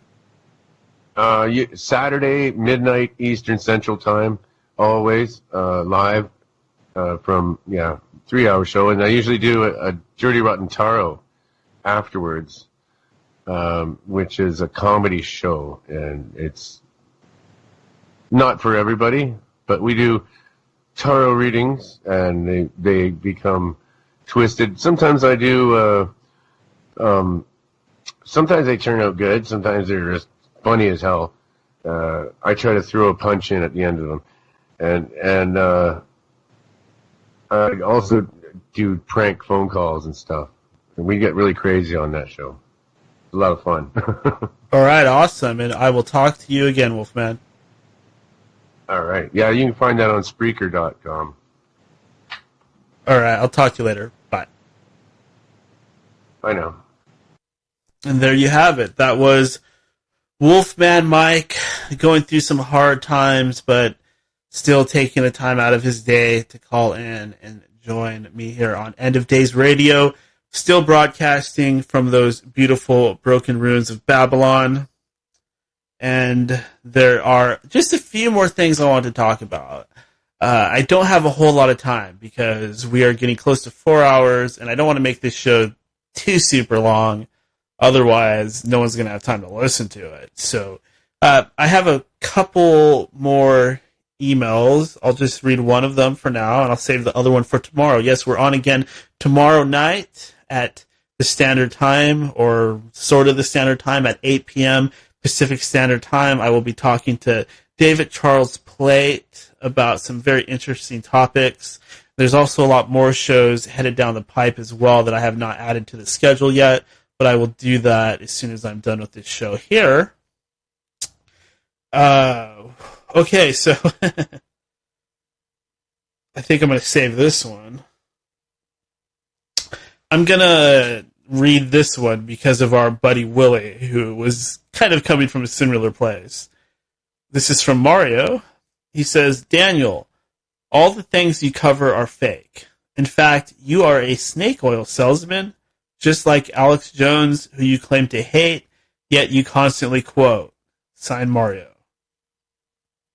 Wow, that is a mean one. Mario. Okay, so first of all, the things I cover are not fake. You just think that they're fake. I have no doubt that there are things that I cover that are fake. I have no doubt that I'm completely wrong about many things, that many of my guests are very wrong about a great number of things. But that is the nature of what we are doing. We're exploring the unexplained, the unknown. We're traveling through the darkness, learning about all that's out there that hasn't been explored yet. So, of course, there's going to be a lot of theories that turn out not to be true because we're always speculating. We're trying to figure out what's going on. But that doesn't mean that everything is fake. We obviously must have something to go on to be even interested in this stuff in the first place, right? There must be some truth to it, some small amount of evidence. There must be some corroborating witnesses. There must be something, right? Of course there is. So no, everything I cover is not fake. I would say that the majority of it is real. I tend to look over my guests really well. If I feel that if I know in my heart that that person is a fake, a fraud, a liar, then I don't have them on. Like if I look at their stuff and I can see it's very negative and that they're just trying to make money off of people and they're just making up wild assumptions and theories, then I won't have them on. But if I check out their stuff and it makes sense to me and they're proving things to me using logic and reason and they're very well thought out and well researched, then absolutely I'll have them on and I'll talk to them. Because I believe that there is a great deception going on and we are all under a spell. We're all inside of a matrix. We're under a spell. Our thoughts are controlled. Our reality is controlled. And it's a very tight reality. It's a tight shoe fit reality. It's a reality where the shoe is on the foot and it's very tight. There's no room to really think. There's no room for flexibility. And that's sad that we live in this tight shoe reality. It's sad. It's sad that kids grow up in this sometimes shitty existence of materialism, right? That's kind of part of it. All the materialism and the money. The money's the energy, and the energy is all going somewhere. We really should pay attention to where our energy is going because if we did that, we might actually get somewhere. The thing is that a lot of us work shitty jobs. I've had plenty of shitty jobs, and I didn't want to be there. But this system that we live in forced me to be there because I have to pay my bills. I suppose if I grew up more naturally inclined and bonded with the earth, that I would not have to do things like that. But I also wouldn't have cool stuff like iPhones and electric guitars and things like that. So, whoa, somebody's calling in again. Wow, okay, let's do it. Hello. Hey, Daniel. Oh, hey there, buddy. How you doing? Doing good. How are you doing? Oh, I'm good. I'm enjoying the show, but I tuned in late thinking that you were regular time, 9:30. Oh, I'm sorry. I didn't give you the right time. What time did you start the show? We've been going since 5 o'clock. 5 o'clock? Oh, my God. The Wolfman was on the entire time? No. We had a magician on earlier named Billy Brujo. I missed it. God damn it, Daniel. I was looking forward to that. Yeah, you missed a good show, but luckily you do not have to listen to the live shows because it's released in many forms afterwards, so you can go back and you can listen. Yeah, I listened to you on Stitcher. It's my favorite podcast replayer because I can download that and use it data-free the next day. Yeah, absolutely. You post it. Yeah, shout out to those guys over at Stitcher. But goddamn, I missed the Wolfman. Oh, this is the Wolfman. This is the Wolfman Jack, baby. You know my favorite part about the Wolfman? What's that? He's a musician, and or one of my favorite things. And then he does a great Wolfman impression, and then that song, Flat Earth Heads. You don't have to something or another. Yeah, how does it I go? love that Flat song. Earth heads. You know that they lied to you. Something, something. You know that they lied to you. I should have had him sing that. I had him right here on the line. He would have sang. Well, I missed a large part of his show, and then Willie calls in. That thank God he's following Wolfman around and not you, Daniel. Yeah, he was a little aggressive, but it was kind of entertaining, so I wanted to keep him on the line a little while. He's pretty funny. If somebody's calling me bitch, I usually call him bitch back, though, you know. That's just me. Yeah, I totally get that. I just, I try to be nice to everybody. When he was talking about driving a nail, he might be one of those construction workers that you see out there that's kind of one eye's kind of going the other direction, and he's pounding a nail. Have you ever seen that guy? Yeah, definitely. And he's using a little more aggression than you would need to pound the nail. I do that sometimes too, you know. Well, not everybody believes in these magical and mystical things. Many people would rather live in that tight shoe reality like I was talking about earlier. Well, I missed the tight shoe reality. I was hoping to catch the magician talking about voodoo. Yeah, he didn't really talk about voodoo, but he talked quite a bit about just, general magic topics. And he has an interesting show that he does on YouTube. Go to Billy Brujo, search Billy Brujo. You can watch some of his videos. He actually does something called magical cooking, and he shows how to, make these different oils and different enchanted weapons and things like that. I'll tune back into your show and hear what he was talking about, and maybe I'll check his site out. But I'm going to say a couple things about voodoo real quick that I know. Go ahead. The zombie dust, they make that out of puffer fish that exists off the coast of Haiti. Yeah, that whole thing is really creepy. The zombie thing where they put you in a grave or whatever, and they give you the drug, and you have to be somebody's slave. But they dry the puffer fish, and it's got the neurotoxin that produces the zombie effect, Daniel. That's the most important part to understand. Yeah, that's some spooky stuff. All shamans from every part of the world understand which mushrooms or puffer fish produce which effects in all the regions around the globe. So on the zombie thing, that's a very powerful neurotoxin that has incredible effects. Do you remember me talking about how pearl divers can hold their breath for 20 minutes, Daniel? Yeah, that's right. Zombie drug causes your heart to slow down where you can be buried alive for days and not need the amount of oxygen that you would require normally if you're in your right state of, if you're not trained on how to breathe differently. Do you remember how we've been talking about the Himalayas and the masters, the hidden masters, Daniel? Yeah, definitely. They use drugs in the Himalayas too, those monastic orders. It's been proven researchers have traveled to those mountains and documented that there was one researcher in particular, his name was Archon Darul, and he seeked out all secret societies. That was his project. Wrote an incredible book. But he talks about going to the Himalayas and meeting one of these monasteries, and they took him through a ritual, and they banged the gongs, and they did everything that you would think of. But they fed him some gruel. He called it gruel, like mashed up stuff over in the Himalayas. And he snuck some out at the end, and he had it tested. And they were using carcinogens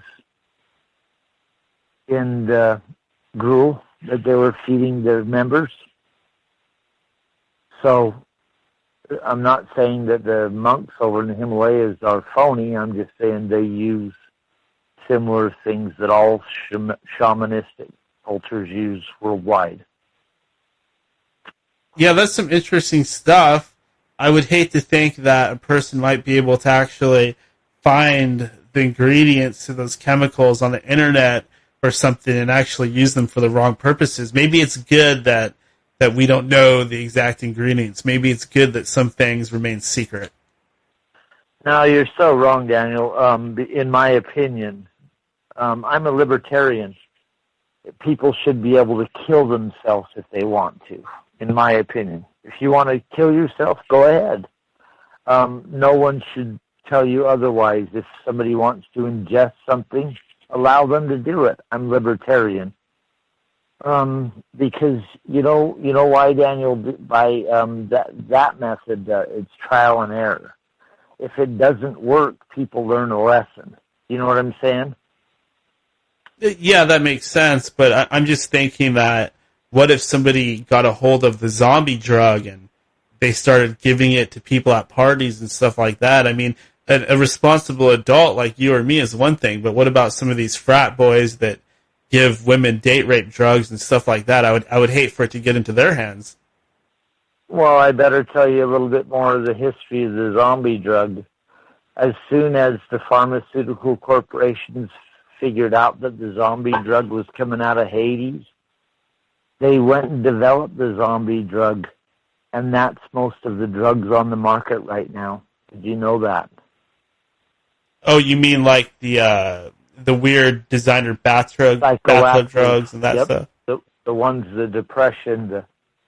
Are you feeling bummed out? Take one of these. Puts you in a zombie state. Have you ever done an antidepressant, Daniel? I can't really say that I have, other than pot. Most antidepressants you have to use for a few weeks before the effects to kick in. And believe me, they have ones that will produce a zombie effect. And that's probably partly what's going on in the United States. I have had this stuff called industries. I have had this stuff called Seroquel. Have you ever had that? Oh no, I don't take any pharmaceuticals. Yeah, that Seroquel stuff. That stuff will turn you into a zombie right quick. But I've known people that taken Prozac and every type of drugs over the years, Daniel. I'm very observant. I realized long ago that people were being whacked out by these drugs. And then I started to make the connections a long time ago. You know how video games, a lot of them are those first-person shooter games? Yeah, like Doom or Call of Duty, games like that. Yeah. When the Soviet Union collapsed, Daniel, the military had a bunch of simulator games that they created to train the military. And so rather than, sit around, this is what they claim, the military got into game manufacturing. And they used their simulators to produce a lot of the first-person shooter games back in the late 90s.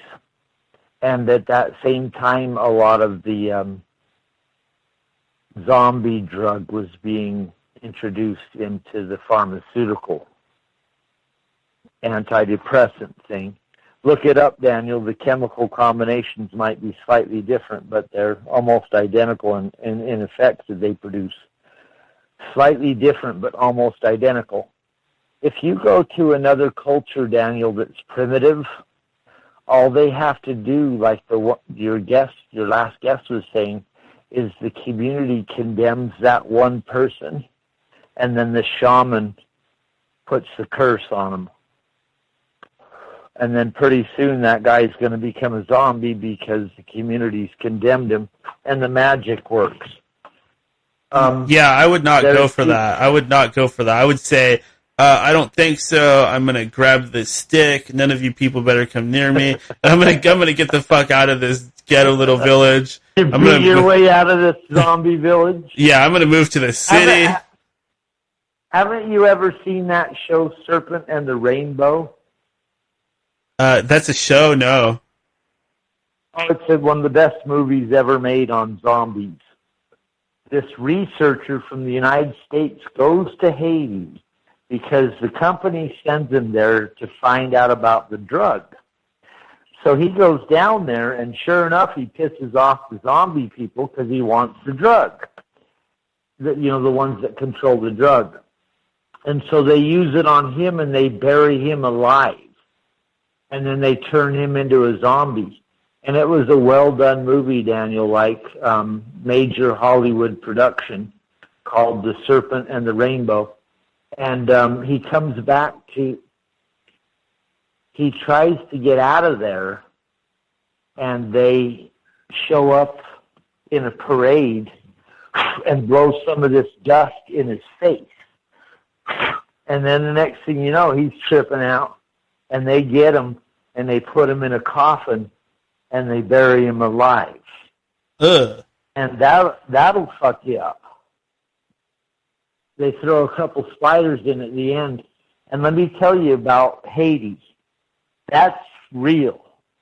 Voodoo and zombies, and that is real. The last president of Haiti, his name was Baby Doc Jubilee, and he ran that country. He was the president, and he was the head witch doctor of Haiti. We overthrew that country. We helped overthrow it back in the 90s, maybe. And when they went in, he had tons of jars, Daniel, where he claimed he was keeping people's souls. Okay, that's pretty weird. Yeah, that's pretty weird. So you can go look it up. So he was into voodoo then? He was into voodoo. The whole country still ran by voodoo. And the president was the head voodoo priest. You can go look that up. Baby Doc Jubilee. That kind of reminds me, there's a movie that's kind of like that called The Wicker Man, where Nicolas Cage, he goes to this island and they end up burning him alive inside of this giant wicker man. I didn't see that one, but if you know what's good for you, you'll look up The Serpent and the Rainbow, because that'll blow your mind. Yeah, I'll check it out. That sounds interesting. Yeah, it was a big budget movie, and boy, it's spooky. You know, there's only a few movies that I go, that's scary. Like The Exorcist, that was pretty scary.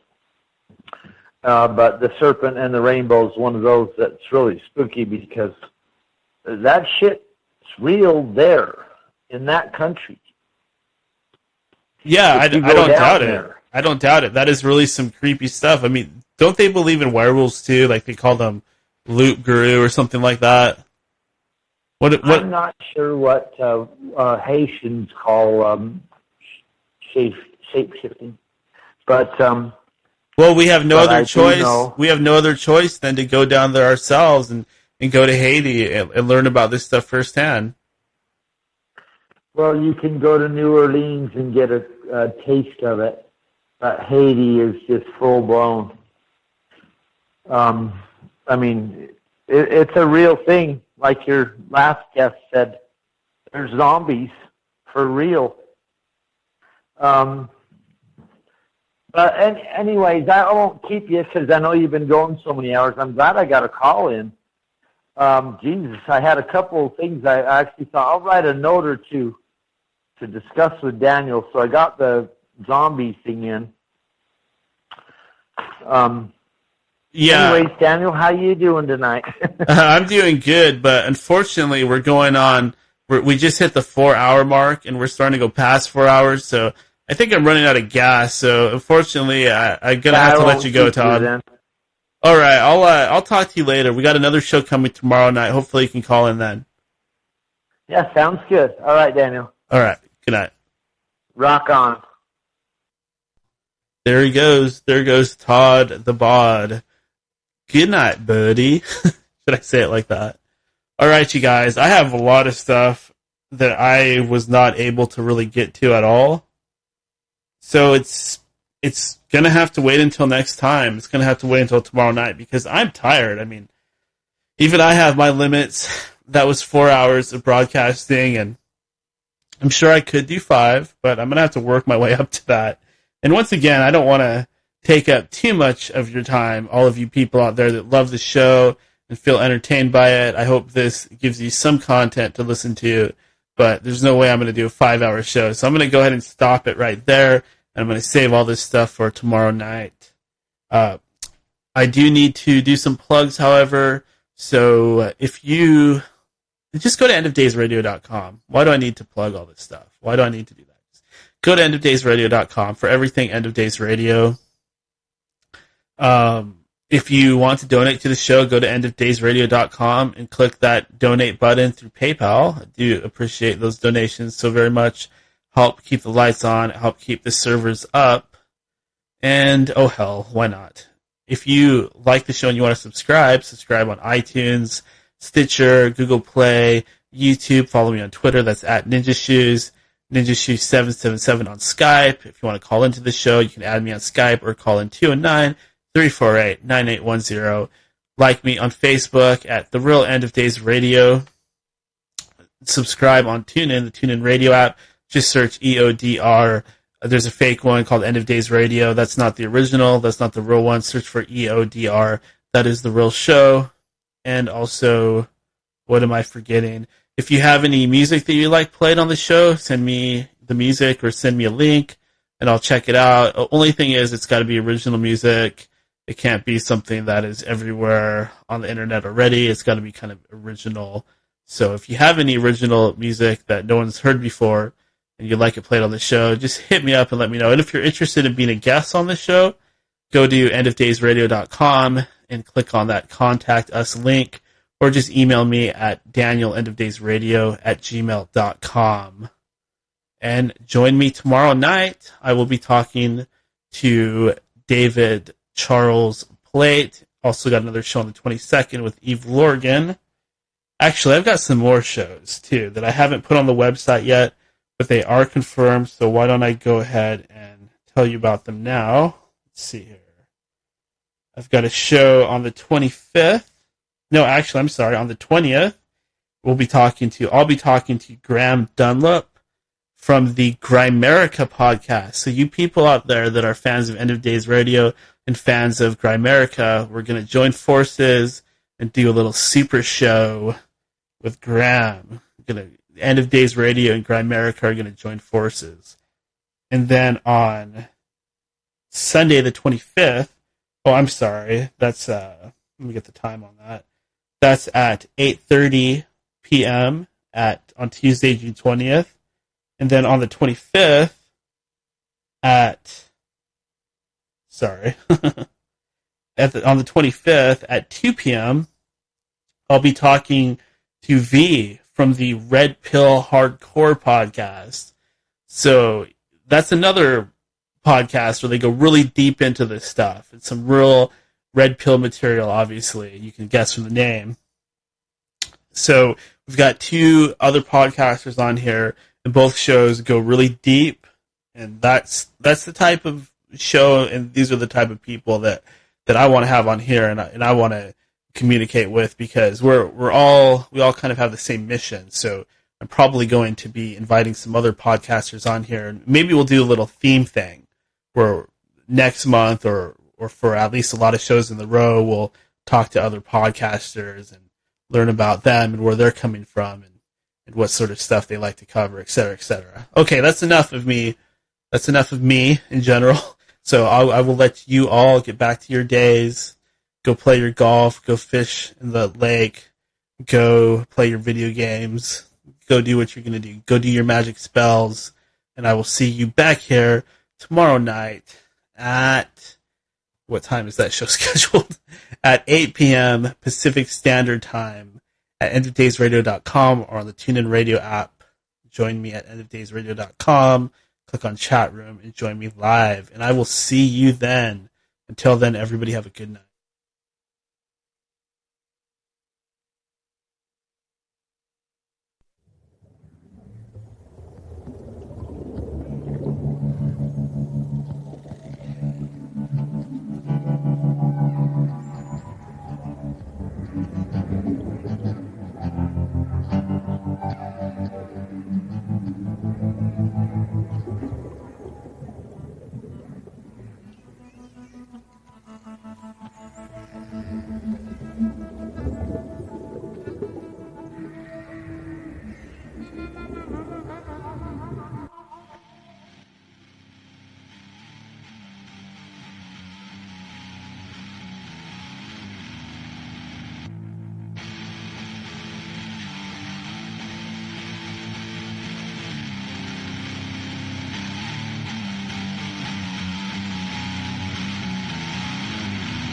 winter's coming.